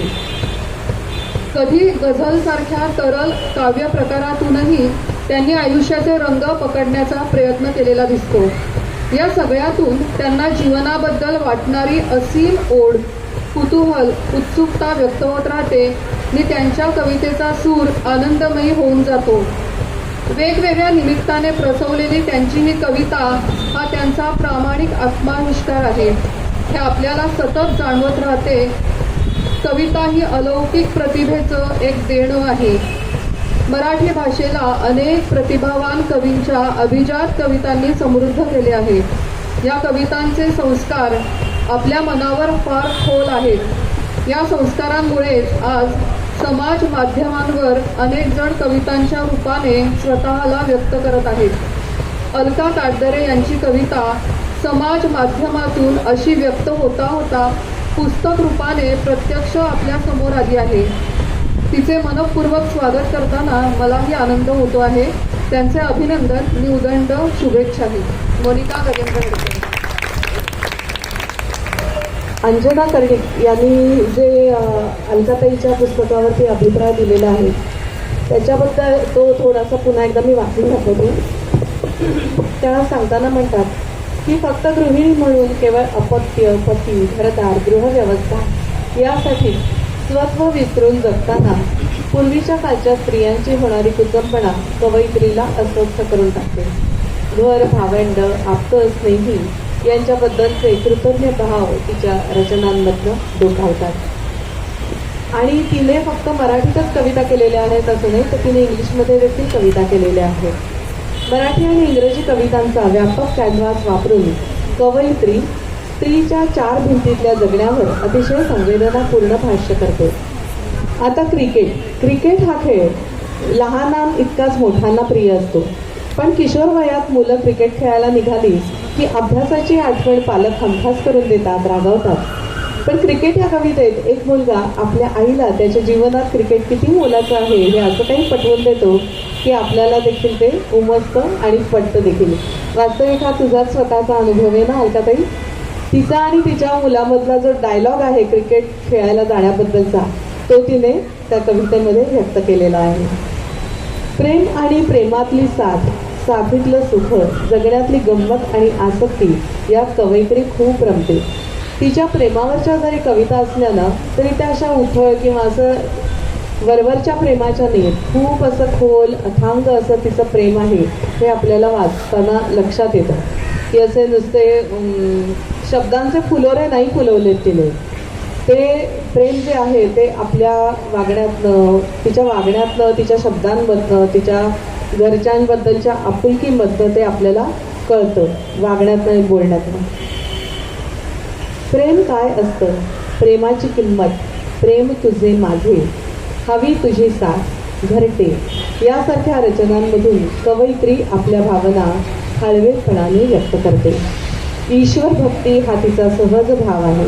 परमेश्वराबद्दल देखील तिने खूप कविता केलेल्या आहेत. जसं बाप्पा आहे, विठ्ठल आहे, परशुराम आहे, नाही का पुरुषोत्तम आहे. आता श्रीरामांचं जे प्रतिष्ठापना झाली त्याच्यावरती तिने पुरुषोत्तम ही कविता केली.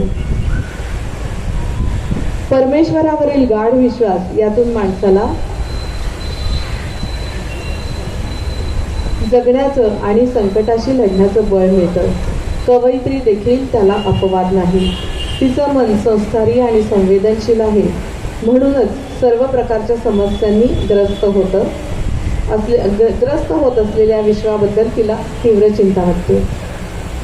वाढती गुन्हेगारी, फसवणूक, बाजारी वृत्ती यांची खंत ती तिच्या डील सारख्या रचनेतून डोकावते. सुखात आणि दुःखात देवाला स्मरणं हा तर स्त्रीचा स्थायी भाव. बाप्पा तिचा मित्रच झाला आहे. जेव्हा त्याची तुझ्या घरी बोलावं, हे जसं आपण आत्ता वाचलं की बाप्पाच म्हणाला की मला इतकं उभं आलंय की तूच मला तुझ्या घरी बोलाव. देवाला तू आहेस ना अंतरी, कोठे आहेस असाही ती जाब विचारते. परमेश्वराला साथ घालताना देखील आशावाद कवयित्रीच्या मनात ठासून भरला आहे. आता मी जीवनातील विविध टप्प्यात तिने जे अनुभव भरभरून घेतले ते सारे तिच्या रचनात व्यक्त होताना दिसतात. बालपण, माहेर, शाळा, मैत्रिणी, माहेरचं प्रेम, आईची माया यातील आठवणींमध्ये रमताना ती हळवी होते, आनंदित होते. आणि त्याचबरोबर now I really wonder Maugham या कवितेत ती आईचा तिला फार उशिरा जाणवणारा सल तीव्रपणे व्यक्त करते. ऐकूया तिच्याच लेखाकडून तिच्या मनातली सल. मला तुम्ही सगळे ओळखत असाल, चिरंजीव प्रेषित. मी मराठीत एक वाचणार नाही. I will be reading in English. Please spoke perfectly. Now I really wonder, Mom, how you remained at home the whole day, all those years, without household work and no help. How you never got bored with your children and their non-stop demands.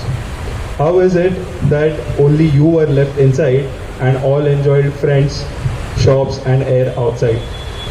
माझ्या आईबद्दल आहे हा. त्याचं नव्हे. I could say the same about you. As I am reading, I can understand this. I really wonder, Mom, how you were present only in some family functions, annual Haldi Kunku and summer dramas. How is it that you liked whatever Dad brought from the market or outstation, and all what he talked to you was so sweet to your ears and heart? I really wonder, Mom, how you had such a good understanding with Dad, and how is it that we never saw any differences in between you? I really wonder, Mom, how you could find time through your busy day to teach us many things like gardening, cooking, knitting, stitching, and still to imbibe culture and values. How is it that you kept adding to your skills despite hardly any money at hand? I really wonder, Mom, how you used to run with your minimal strength but large heart to help others in their not so good days, and how is it that you manage to keep the whole world always smiling, playful and successful without any nagging? I really wonder, Mom, how you remained inside all those years and made us happy in the outer world years. अलकाताईचं मराठीतच इंग्रजीवरही प्रभुत्व आहे हे याच्यावरनं दिसतं. आता अलकाताई स्वतःबद्दल बोलताना म्हणते, राजापूरला गंगा जशी केव्हाही येते तशी माझी कविता केव्हाही सुचायची. एवढंच नाही तर बरोबर अजून एकीला घेऊन यायची. मनात आले की विचार पटकन उतरवायचे. यामुळे भावनांचा निचरा होत गेला आणि वेळोवेळी माझी स्पेस मिळत गेली. कविता तर हे कार्यक्रम आता थोडासाच शिल्लक राहिलाय, तर जरा आपण बसावं 5 मिनिटं. चहा जसा गरम गरम ताजा ताजा हवा असतो, तशीच एखादी कल्पना सुचली, रुजली, कविता रूपात जन्माला आली की कितीतरी वेळा बसल्या बसल्या घरातील विनायक नामक श्रोत्याला वाचून दाखवली जायची. 2 मिनिटांची कविता, पण तो प्रचंड सहनशक्ती ठेवून ऐकायला यायचा. माझ्या सासरी आणि माहेरी वैचारिक समृद्धी होती, हे माझं भाग्य समजते. प्रोफेसर विनायक काटदरे यांना मी विनंती करते की त्यांनी कविता वाचावी. त्यांच्या कवितेचं नाव आहे चहाचे कप. सर्वांना नमस्कार. आता या ठिकाणी मी उभा आहे, पण इथे उभा राहण्याची योग्यता खरोखर मला आहे की नाही याच्याबद्दल मला दाट शंका आहे. त्याचं कारण इथे जरी मी आता उभा असलो, ठीक आहे, मी हक्कानं उभा आहे वगैरे वगैरे मान्य, पण तरी मी इथे उभा राहण्याला योग्य आहे की नाही याबद्दल मला दाट शंका आहे. त्याचं कारण की आत्ता त्यांनी सांगितलं तसं हक्का मला वेळोवेळी कविता वाचून दाखवत असे खूप वर्षांपासून. पूर्वी काय व्हायचं की अगदी सुरुवातीला जेव्हा ती कविता वाचून दाखवायची, म्हणजे आमचं लग्न झाल्यानंतर काही वर्षांनी म्हणा किंवा काही, तर म्हणजे मी स्वतःला जुन्या पिढीतला समजतो. तुमचं सर्वांपेक्षा जरी वयस्कर नसलो तरीसुद्धा अशासाठी की माझ्या मनावर कविता म्हटलं की कविता छंदबद्ध, गेय किंवा असा पगडा होता आणि तिच्या सुरुवातीच्या कविता किंवा काही कविता त्याच्यात बसणाऱ्या नव्हत्या. त्यामुळे सुरुवातीच्या काळात तरी मी फार उत्सुक नसते तिच्या कवितांमध्ये. त्याबद्दल मला क्षमा मागितलीच पाहिजे. पण नंतर माझ्या असं लक्षात आलं की छंद किंवा गेय कवितांपेक्षा तिचे जे विचार आणि भावना आहेत त्या याच्यामध्ये जास्त महत्त्वाच्या आहेत. आणि नंतर मग हळूहळू मी त्याच्यात बऱ्यापैकी लक्ष घालत गेलो. क्वचित प्रसंगी काही सुधारणा सुचवल्याही असतील. कदाचित एवढ्या क्षुल्लक कामगिरीबद्दल मला इथे आचरण केलं गेलं असतं. आणि सगळ्यांनी जसं सांगितलं तसं सर्वप्रथम आणि अत्यंत मनापासून ह्या दोघींचे आभार. कारण आज जे आपण सगळे आहोत फक्त या दोघींमुळं आहोत, आणखीन कुणाहीमुळं नाही. आता कवितेसाठी म्हणजे कविता वाचण्यासाठी मी जी निवडलेली आहे ती अर्थातच मला सगळ्यात प्रिय असणारी कविता आहे, कारण ते म्हणजे चहा. दिवसात मी निदान 3-4 वेळेला तरी चहा घेतो आणि 3-4 वेगवेगळ्या प्रकारचे चहा घेतो. दार्जिलिंग टी, लेमन टी, दुधाचा चहा, ब्लॅक टी आणि विदाऊट शुगर. त्याच्यातले निदान 3 ते 4 प्रकार तरी रोज मी घेतो. त्यामुळे अर्थातच मला सगळ्यात भावलेली कविता म्हणजे चहा. आता ती वाचायचा मी प्रयत्न करतो. चहाचे कप किती वेगवेगळ्या प्रकारचे, पण सर्व हाताला धरता येतील असेच. स्टील, चांदी, काच, प्लास्टिक, फुटणारे न फुटणारे, कान मात्र हवा त्याला, सर्वांचं सगळं ऐकून घ्यायचं. चहा त्यातला किती प्रकारचा, साखरेचा, गुळाचा, मधाचा, आले घालून तर कधी तुळस, पुदिनाही कधी चालतो केव्हा केव्हा. आता मात्र चहा झाला आहे आधुनिक. लिंबू चहा, बिन साखरेचा, बिन दुधाचा, ढवळून काढतो सगळं केव्हा केव्हा. चहा करतो मदत नेहमी, आजारात, गप्पात, वेळ घालवायला आणि वेळेलाही. चहा असतो सर्वत्र, ताजमध्ये आणि टपरीवरही, अमृततुल्य आणि उकळून अर्क झालेलं. जशा गप्पा तसं ठिकाण आणि तसा स्वाद. चहा पाहतो सगळी वादळ, शमवतो त्यांना 2-4 घोटात. बशी हल्ली नकोच असते वादळ पसरायला. चहा म्हणे पित्तकारक, सकाळचा थोडा घेतला तरी. अति गोष्ट केव्हाही वाईट, मोठी वादळ कुठे हवीत त्याला तरी. धन्यवाद. धन्यवाद विनायकजी. आणि आता ह्याच्यानंतर मी अलकाताई पुन्हा एकदा बोलणार आहे. नमस्कार. अलका माझी 2017 पासून मैत्री आहे अलकाची आणि माझी. अंदमान टूरमध्ये नाव सांगा पहिल्यांदा भेटतो. हां, माझं नाव वर्षा गंद्रे. मी ठाण्याहून आलेली आहे. मी एका कार्यक्रमातनं, आर्ट गॅलरीतनं आले, त्यामुळे मला थोडा यायला उशीर झाला. Sorry for that. तर मी आज एक छोटीशी तिची कविता वाचते.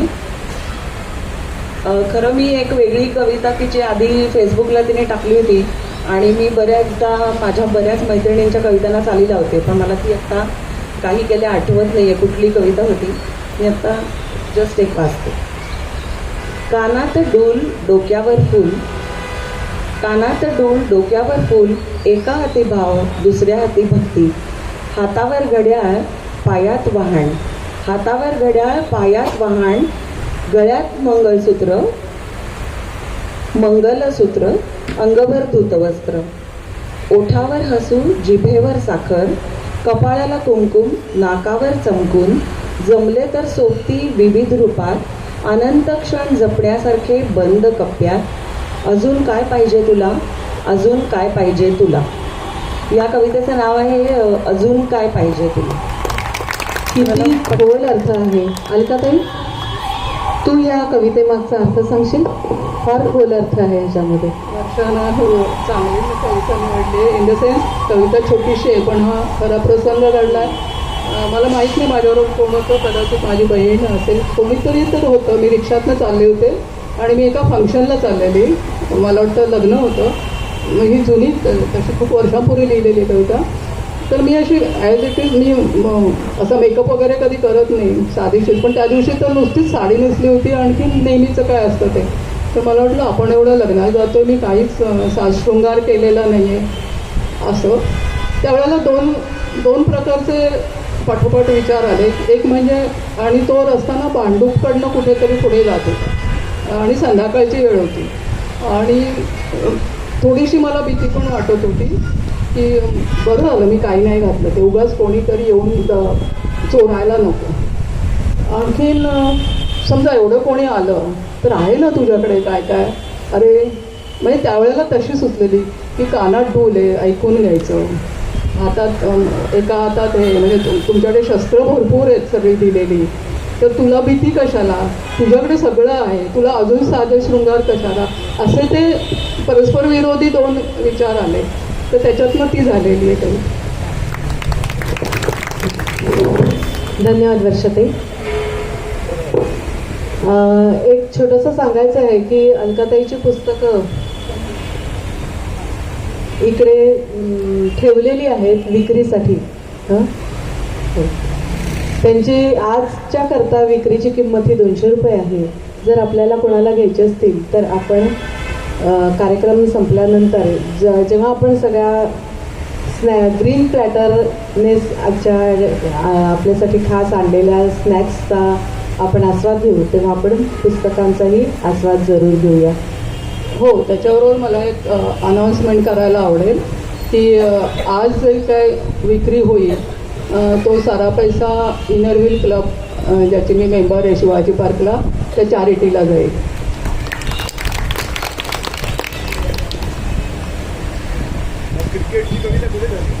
हॅलो, क्रिकेट मी प्रसाद आटलेला बोलावते. कळलं? त्याला चालेल रे. चालीत नाही म्हणते ठीक आहे. हे पहा, क्रिकेटवरची कविता आहे, ती वाचण्यासाठी तुमच्या इतकी योग्य व्यक्ती आता या घडीला इथे दुसरी कुठली नाहीये. क्रिकेट खेळणं वेगळं आणि क्रिकेटची कविता चालीत म्हणणं वेगळं. मी खरं सांगू का, सुंदर शब्द असतील आणि कल्पना छान असतील ना तर चाल, ताल, वाद्य याची काही गरज नसते असं माझं व्यक्तिशः मत आहे. असं म्हणजे याच्यासाठी एक उदाहरण द्यायचं झालं ना, तर तुम्ही जर एक कविता आहे, वेळात मराठे वीर दौडले सात, किती सुंदर कविता आहे ती. तुम्ही जर सरळ म्हणालात ना, वेळात मराठे वीर दौडले सात, ते फिरता वाजेश डोळे किंचित ओले, सरदार सहा सरसावणे उठले शेले, रिकिबीत टाकले पाय छेलले भाले, उसळले धुळीचे मेघ सात, निमिषात वेळात मराठे वीर दौडले सात. ती तेवढीच अंगावर येते. त्यामुळे मला असं वाटतं की मी म्हणतो, बघूया कसं जमतं. निघालो आई मी खेळाया क्रिकेट, क्रिकेट क्रिकेट माझा आवडता क्रिकेट, मिळे मला स्वास्थ्य नसे कसलीही किटकिट, तेथे मला माझे सारे मित्र भेटती थेट, एकमेका सांगू आम्ही रोज रोजची सिक्रेट, निघालो आई मी खेळाया क्रिकेट, निघालो आई मी खेळाया क्रिकेट, क्रिकेट क्रिकेट जगभर खेळतात क्रिकेट, तुला मात्र वाटते आई वेळ चालला फुकट, असं काही नाही आई एकीने येऊ आम्ही निकट, मेहनत करू आम्ही संकटे सारा या बिकट, निघालो आई मी धावाया क्रिकेट, निघालो आई मी खेळाया क्रिकेट, आई मी निघतो आता नाहीतर जाईल माझी विकेट, मित्र मला चिडवतील सगळीकडून भरपेट, उभा करतील मला थकून या नेट, आई नको ग बिघडवू आमचा सारा सेट, निघालो आई मी खेळाया क्रिकेट, निघालो आई मी खेळाया क्रिकेट. हे माझीच कविता आहे, मी आईला हेच म्हणतो. मला वाटतं ही सगळ्यात आई आणि मुलांमधली कविता आहे, कारण की अलकाताईच्या घरी सेम डायलॉग झाले आणि नंतर कविता अवतरली. आता अलकाताईने खूप छान कविता लिहिली आहे, जी मला असं वाटतं की रोज हे माझेच डायलॉग आहेत, मी आणि माझा नवरा यांच्यामधले. म्हणजे ती म्हणते की प्रेम म्हणजे काही चांदणं, चंद्र चांदणं वगैरे अशा कल्पना म्हणजे काही प्रेम नाही. आपलं नवरा बायकोचं जे प्रेम असतं ते असं मुरलेलं छान, मग ते कसं व्यक्त होतं. आता परवा माझ्या एका लेखामध्ये मी लिहिलं होतं की आमच्या दोघांमधला संवाद हा 10 सेकंदात संपतो. मी नवऱ्याला विचारते, हॅलो झाडांना पाणी घातलंस? तो म्हणतो हो, कट. मग त्याचा मला कधीतरी मी कुठल्या तरी प्रेक्षणीय स्थळी असं आता जाणारे किंवा ट्रेनमध्ये चढणारे, बसमध्ये चढणारे, मिसळण्याच्या डब्यातली मोहरी संपली आहे, आता मी इतकं कसं सांगू त्याला कुठे, शोध, कट. हे देखील एक प्रेमच आहे ना. तर अशीच एक कविता वाचते मी सारखे तुझे माझे करते, मी सारखे तुझे नि माझे करते, हे माझे मलाच कळते, तुझ्या ताटात मीठ वर्ज करताना, चहामध्ये साखर आखडती घेताना, हॉटेलमध्ये मेन्यू सांगताना, आणि धो धो पावसातही भज्यांना कात्री लावताना, मी सारखे तुझे माझे करते, हे माझे मलाच कळते, तुझ्यासाठी भर उन्हात शर्ट खरेदी करताना, आणि तुझ्यासाठी पडते किंवा छंद नाकारतानाही, कधी कधी लुडबुडण्याचा तुला परवाना देताना, आणि माझ्या पारतंत्र्यात तुझं व्यक्ती स्वातंत्र्य जपताना, मी सारखे तुझे माझे करते, हे माझे मलाच कळते. प्रत्येक क्षणाला जाणीव होत आहे मी सारखे तुझेनी माझे करते आहे. प्रत्येक क्षणाला जाणीव होते आहे, मी सारखे तुझेनी माझे करते आहे. कळले न वळले मागे तर दिसले, कळले नि वळले मागे तर दिसले, वरचष्मा माझाच आहे. प्रेमरूपी त्यागाची ढाल लढवत तुझ्यातल्या माझ्यासाठी. आता जसं मी म्हटलं, ग्रीन प्लॅटरतर्फे आपल्याला छान स्नॅक्स मिळणार आहेत, त्याच्यासाठी तर आपण थांबणारच आहोत. आणि अलकाताई काहीतरी मनोगत व्यक्त करणारे, त्याच्या आधी जर कोणाला आपल्यापैकी त्याचे मैत्रिणी वगैरे नातलग मंडळी आलेली आहेत, जर कोणाला काही बोलायचं असेल, एखादी कविता वाचायची असेल, तर आपल्याकडे थोडासा वेळ आहे, तर आपण एखादी कविता वाचू शकतो आपल्याला आवडलेली अलकाताईची, किंवा कोणाला नुसतं बोलायचं असेल तरी आपण पुढे यावं.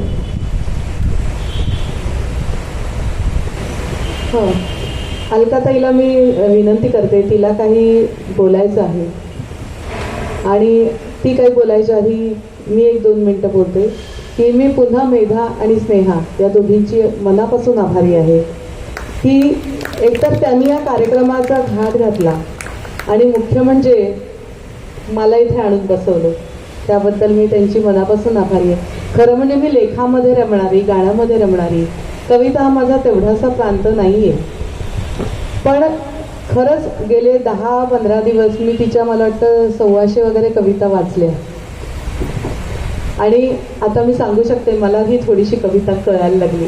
करणार नाही मी कविता, घाबरू नका, पण निदान मी समजू शकते आता कविता. याचं क्रेडिट तुम्हाला तिघींना आहे. मनापासून मी तुमची सगळ्यांची आभारी. मी अनुश्री क्षीरसागर याबरोबर आपली रजा घेते. धन्यवाद. अनुश्री, मी उलटा म्हणेन की तू असल्यामुळे हे सूत्रसंचालन कोणी करायचं हा आमचा प्रश्न इतका सहज सुटला आणि खूप छान योग जुळून आला, म्हणून तुझेच धन्यवाद. असं नका म्हणून, मला संस्कृतमधलं एक प्रसिद्ध सुभाषित आठवलं. हे प्राध्यापक केशव परांजपे यांच्यामुळे मला हॉल मिळाला आणि सगळं जे काय होतं त्याचं पूर्ण प्रथम श्रेय मी त्यांना देते. पार्लेकरांना ते माहितीच आहे आणि ते खूप व्यासंगी आहेत. त्यांची ओळख माझ्यापेक्षा पार्लेकरांना. हॉल मिळाला हे शब्द अगदी बरोबरच नाही आहे, कारण याचं कारण असं आहे की या वास्तूमध्ये अतिशय उच्च दर्जाचे असे कार्यक्रम साजरे होत असतात. मी स्वतः इथे 2 शास्त्रीय संगीतावरती कार्यक्रम केलेले आहेत. अत्यंत उच्च दर्जाचे कार्यक्रम गुरुमाऊली ट्रस्टतर्फे स्वरमाऊली ट्रस्टतर्फे साजरे होतात. आता सरच त्याच्याबद्दल बोलते. सुरुवातीला माझ्या सर्व सहकाऱ्यांच्या वतीने मी आनंद व्यक्त करतो. आमच्या स्वातंत्र्यवीर सावरकर सेवा केंद्राचे कार्याध्यक्ष सुभाष पेढे या ठिकाणी उपस्थित आहेत. आमच्याकडे असा मामला असतो की आमच्या कार्यकारी मंडळातले 12 लोक आहेत, त्या प्रत्येकाला आपापली स्वतःची अशी काहीतरी प्रेफरन्सेस आहेत, आवडीच्या गोष्टी असतात आणि ते प्रत्येकजण त्यातलं काय जे असेल ते आपण करूया असं म्हणतो आणि त्यावेळेला ते काय आहे ह्याचा फारसा विचार न करता बाकीचं सगळ्या म्हणतात करूया असं असतं. आणि मग कोणाला वेळ झाला तर ते येतात, इतका मोकळेपणा असतो. तर टिफिनचा ग्रुप कसं म्हणायला गेलं तर रिझर्व्ह बँकेमधला दुपारी डबा खायला जमायचं त्यावेळेला इतक्या चांगल्या इतर गोष्टी बोलायला असू शकतात. कोणाच्याही नवरे तिथे हजर नसणार तेव्हा त्यांच्याबद्दल बोलायचं वगैरे असं सोडून साहित्याबद्दल बोलणारी लोक आहेत, त्यामुळे त्यांचं खूपच मला कौतुक वाटतं. बरं, रिटायरमेंट नंतर सुद्धा त्यांची मैत्री टिकून राहते. नुसती टिकून राहते असं नाही, तर त्या मैत्रीला एक वेगळा आयाम उत्पन्न होतो. एक वाचकांचा असा ग्रुप तयार होतो आणि आपण काय वाचलं हे एकमेकांशी शेअर करतात आणि मग त्यातल्या काही मैत्रिणी आपल्या एका मैत्रिणीने लिहिलेल्या कवितांचा संग्रह आपण प्रकाशित करूया आणि त्याचा कार्यक्रम करूया असं म्हणतात. त्यामुळे हा कविता आणि मैत्री योगायोगाने आम्हाला याच्यासारखा असा व्यक्ती भेटते की अरे सावरकर केंद्र आहे ना, तिथे करूया आपण कवितांसाठी काहीतरी. त्यामुळे हा अतिशय चांगला योग आला आणि त्याला केशव जबाबदार. तर मेधानीमध्ये सांगितलं, पण ह्या कार्यक्रमामध्ये काय आहे की कविता आणि मैत्री असे दोन्ही फार मधुर असे योग एकत्र जमून आलेले आहेत. त्यामुळे ह्या कार्यक्रमामध्ये सहभागी होताना मला व्यक्तिशः आणि सावरकर केंद्राचं कुठेतरी त्याच्यात काही सहभाग येतो याचा मला खूप आनंद वाटतो. ही संध्याकाळ त्यामुळे अतिशय सुरम्य झालेली आहे. कुठच्याही वास्तूला तिथे काय घडतं त्यामुळे एक आपण म्हणतो की एक त्याला पावित्र्य येतं किंवा ती वास्तू एक मंगल बनते. तर आजच्या या कार्यक्रमाने आमच्या ह्या वास्तूच्या मांगल्यामध्ये नक्की थेंबाची भर पडलेली आहे, याचा मला आनंद वाटतो. खरं म्हटलं तर मी मेधाला असं म्हटलं होतं की त्यांचा एक वाचकाचा ग्रुप आहे म्हटल्यानंतर मी असं म्हटलं होतं तिला की कवितेविषयी काहीतरी करायला पाहिजे. कारण साहित्यामध्ये गद्य वाचणारे लोक खूप आहेत, प्रेमाने वाचणारे आहेत आणि फार गद्य न लिहिता लोक गद्य वाचतात, पण कवितेमध्ये लिहिणारे जास्त आणि वाचणारे कमी आहेत. आणि कविता ही कळायला तशी कठीण गोष्ट आहे आणि हे आपण मान्य करत नाही आणि कविता समजून घ्यायचा फारसा प्रयत्न आपण करत नाही. आपल्याला कळलं नाही की आपण सोडून देतो आणि जे कळतं किंवा जेवढं कळतं तीच कवितेची आपण व्याख्या बनवतो. पण कवितेची जी शक्ती आहे ती कविता जर आपण समजून घेतली तर खूप जास्त शक्ती आहे.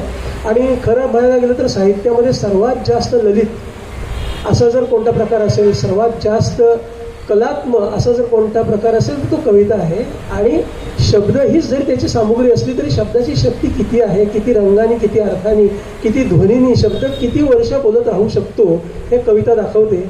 तेव्हा कवितेला सम्मुख आपण सगळ्यांनी व्हावं आणि मोठ्या कवींच्या कविता ऐकाव्यात, पाहाव्यात, त्या का मोठ्या आहेत हे समजून घ्यावं, असा काहीतरी प्रयत्न इथे व्हावा असं मला नक्की वाटतं. आणि हल्ली सावरकर केंद्रात मी सेक्रेटरी झाल्यापासून आणि खरं म्हटलं तर प्राचार्य झाल्यापासून स्वतः करण्यापेक्षा लोकांनी करण्यामध्ये मला फार जास्त इंटरेस्ट वाटतो. त्यामुळे मी मेधाला म्हटलं की तुमच्या ग्रुपने हा कार्यक्रम करूया ना कवितांचा, ते कविता समजून घेऊया म्हणून. आणि त्यातून आजच्या या कार्यक्रमाची कल्पना पुढे आली. पण माझी कल्पना मी बिलकुल मागे रेटत नाही आहे. आज हा अतिशय हृदय असा मैत्रीचा कार्यक्रम झाला आहे, हा तर चांगलाच आहे. या पद्धतीचे कार्यक्रम आपल्याकडे नक्की व्हावेत. पण या पलीकडे जाऊन मोठ्या कवींच्या कविता कोणत्या आहेत, त्या मोठ्या का आहेत, कशा आहेत हे समजून घेऊन कवितेला आपण अधिक जवळ करूया, कवितेला आपण अधिक सम्मुख करूया. या प्रयत्नामध्ये सगळ्यांनी आपण साथीदार होऊया असं एक मी तुम्हाला आवाहन करतो. आणि तुमच्या इतक्या हृदय चांगल्या कार्यक्रमांसाठी आम्ही कायमच आहोत अशी पुन्हा एकदा सर्वांच्या आमच्या मित्रमंडळाच्या वतीने एक ग्वाही देतो. धन्यवाद. आहे वेळ. ही पण स्वतः एक कविता करते, कवयित्री आहे, त्यामुळे तिला ही वाचू का ती वाचू, अजून किती वाचू असं होतंय. नाही, अलकाची ही सुद्धा आणखी एक मला आवडलेली कविता आहे. ठरवले होते कविता नाही लिहायची, ठरवले होते कविता नाही लिहायची, सुखाची किंवा दुःखाचीही कल्पनेला कशा वाट द्या, कुठेतरी जाऊन आदळली तर, आणि तो मोठा दगड असेल तर. दगड धुतला जाईल हे खरे आहे, पण पुन्हा धूळ साचेलच ना. भावना काय, कल्पना काय, दोघी एकमेकात अडकलेल्या. भावना काय, कल्पना काय, दोघी एकमेकात अडकलेल्या. दगडाशी त्यांचा काय संबंध आणि दगडाने का लक्ष घाला. राहू दे कल्पनेला शांत उरात, राहू दे कल्पनेला शांत उरात. भावना समजून घेऊन क्षणात दिवस जातील असेच सुखात. फुलून राहील मन उगाच, फुलून राहील मन उगाच. खूप छान अलका, खूपच छान.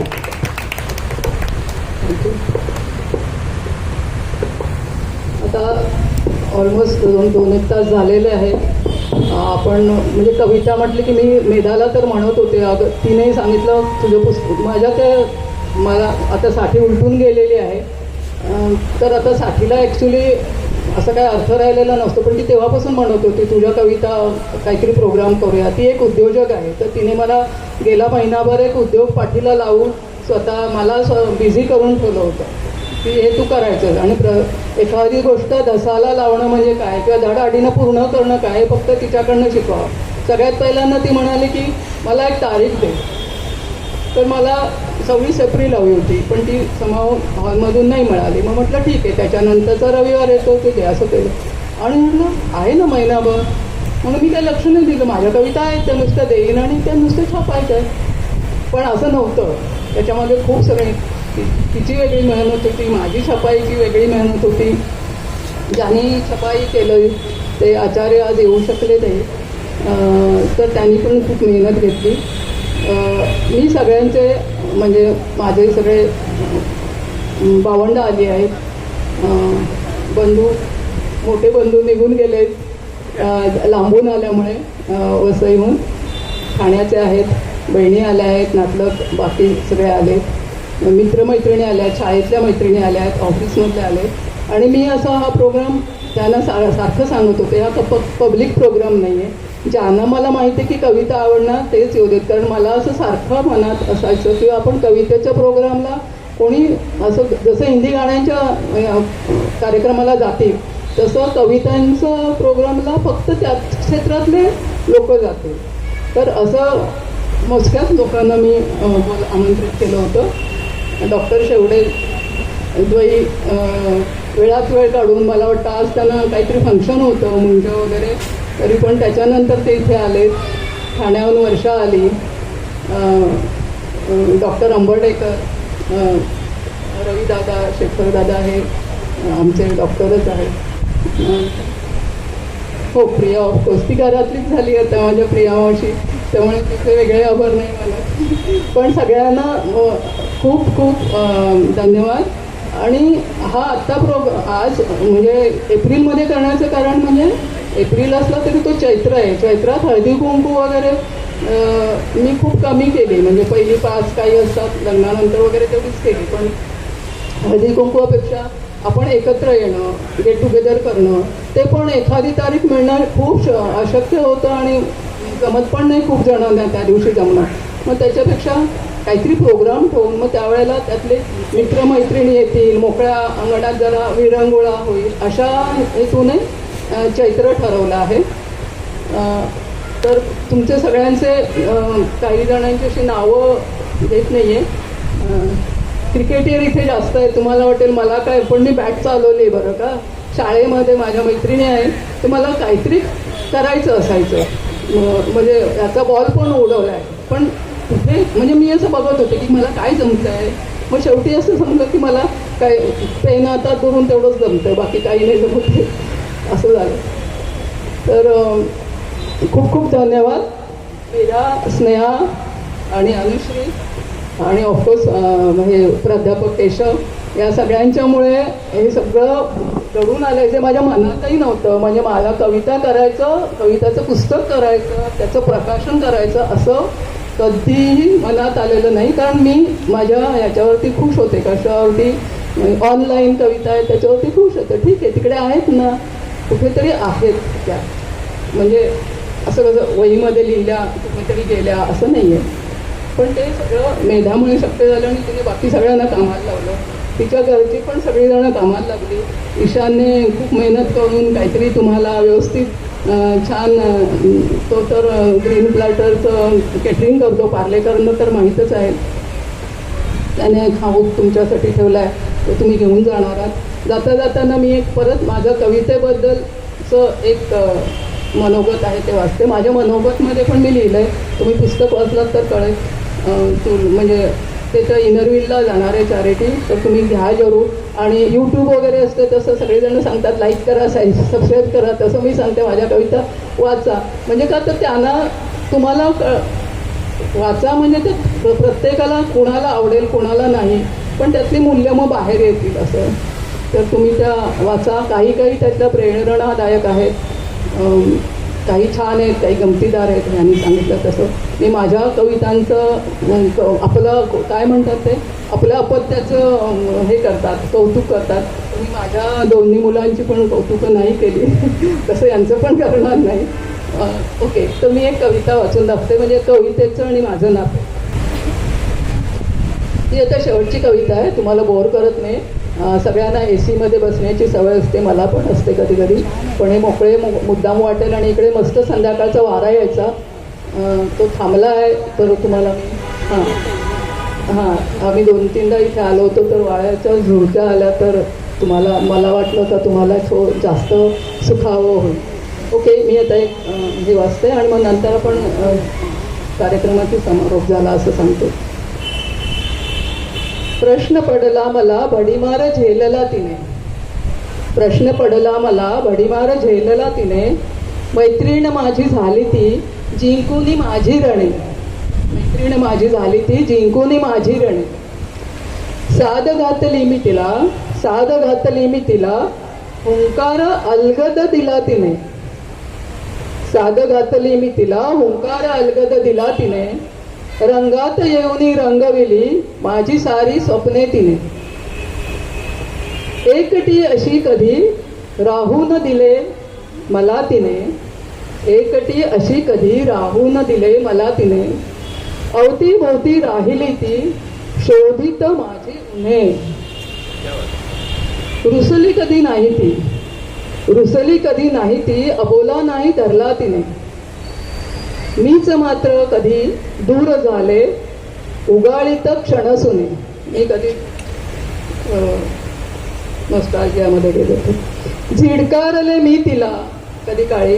झिडकारले मी तिला दूर नाही झाली ती. गुपिते सारी माझी. गुपिते सारी माझी उलगडून ठेवली तिने. वेळात वेळ काढून दिली तिने विश्वासू आलिंगने. ओटीत जपून ठेवली मी वेदनेच्या तिच्या ऋणे. आयुष्य माझे मांडले मी तिच्या शब्द साक्षीने. आयुष्य माझे मांडले मी तिच्या शब्द साक्षीने. वचनबद्ध राहण्याचा वसा घेतला माझ्या कवितेनं. वचनबद्ध राहण्याचा वसा घेतला माझ्या कवितेनं. हे केव्हा हे मी केव्हा लिहिलेली की जेव्हा मला कविता फक्त माझ्याच वाटत होत्या. त्या फक्त माझ्यासाठीच होत्या. तर तिला सांगितलं होतं की मी अजून कोणाला सांगायचं नाही. पण आता पुस्तक केल्यामुळे त्या तुमच्या झाल्या तर तुम्ही तिचं सांभाळ करा. Thank you so much. मी अजून एक सांगू इच्छिते की इथे शहा आले आहेत. त्यांचं पहिलं नाव मी विसरले स्नेहा. आणि डॉक्टर शेवडे हे मला माहीत आहेत की ते पण कविता करत असतात. मी त्यांना म्हटलं तुमची एखादी कविता वाचा पण ते तयार दिसत नाही आहेत. पण ते छान अभिवाचन करू शकतात. शाह हे आत्महत्या करा गुजरातीमध्ये कविता करतात आणि त्यांना मराठी समजणार नाही तरी पण कवितेच्या प्रेमाने ते इथे आले. हे सगळं खरंच लांबून लांबून माझे मैत्रिणी आल्या आहेत. छाया, विजू, ललिता या सगळ्यांचं आभार. हो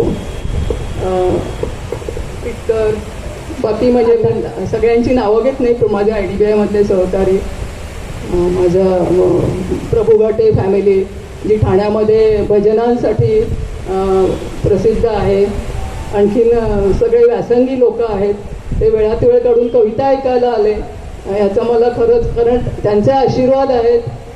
तर माझी प्रतिभा अशीच फुलत राहो असे मी आशीर्वाद मागते आणि ते तुम्ही द्याल असं वाटतं. थँक्यू. आता एक थोडासा औपचारिक म्हटलं तर किंवा म्हणजे प्रेमाने आपलेपणाने आभार प्रदर्शनाचा कार्यक्रम करते. म्हणजे मुख्य म्हणजे ज्यांचा उल्लेख आत्तापर्यंत झाला नाही आहे ज्यांनी हे पुस्तक प्रिंट करून दिलं ते संदीप आचार्य. त्यांनी हे पुस्तक प्रिंट केलं आहे. त्यांनी खूप छान मदत केली प्रत्येक वेळी. अलका त्यांच्याकडे जात होती ते काही सुचवत होते किंवा एकंदर जे काय त्यांनी मूर्त रूप दिलं आहे त्याचं क्रेडिट त्यांना आहे. अलकाचे फोटो आहेत त्याच्यात. वेगळ्या प्रकारचं कवितेचं पुस्तक आहे. नंतर ही वास्तू उपलब्ध करून दिली म्हणून केशव परांजपे यांचे आभार. वैभव डेकोरेटर ज्यांनी ही ध्वनी व्यवस्था खुर्च्या अर्थात खुर्च्या आपल्या केंद्राच्याच आहेत पण बाकी जी काय व्यवस्था उपलब्ध करून दिली त्यासाठी वैभव डेकोरेटरांचे आभार. आणि तुम्ही उपस्थित मंडळी इतक्या रसिकतेने इथे ऐकलं त्याच्यासाठी. आणि अनुश्रीनी अतिशय छान सादरीकरण म्हणजे कॉम्पेअरिंग केलं त्याच्याबद्दल तिचे आभार. हॅलो. आणि अजून आपल्या समोर इथे जान्हवी बसलेली आहे. जान्हवी मनेक आमच्या सगळ्या कार्यक्रमांचं व्हिडिओ रेकॉर्डिंग नेहमी ती करते. आणि आज तिला मी एक फोन केला तर 2 दिवसापूर्वी ती म्हणाली मॅम मेरा बर्थडे है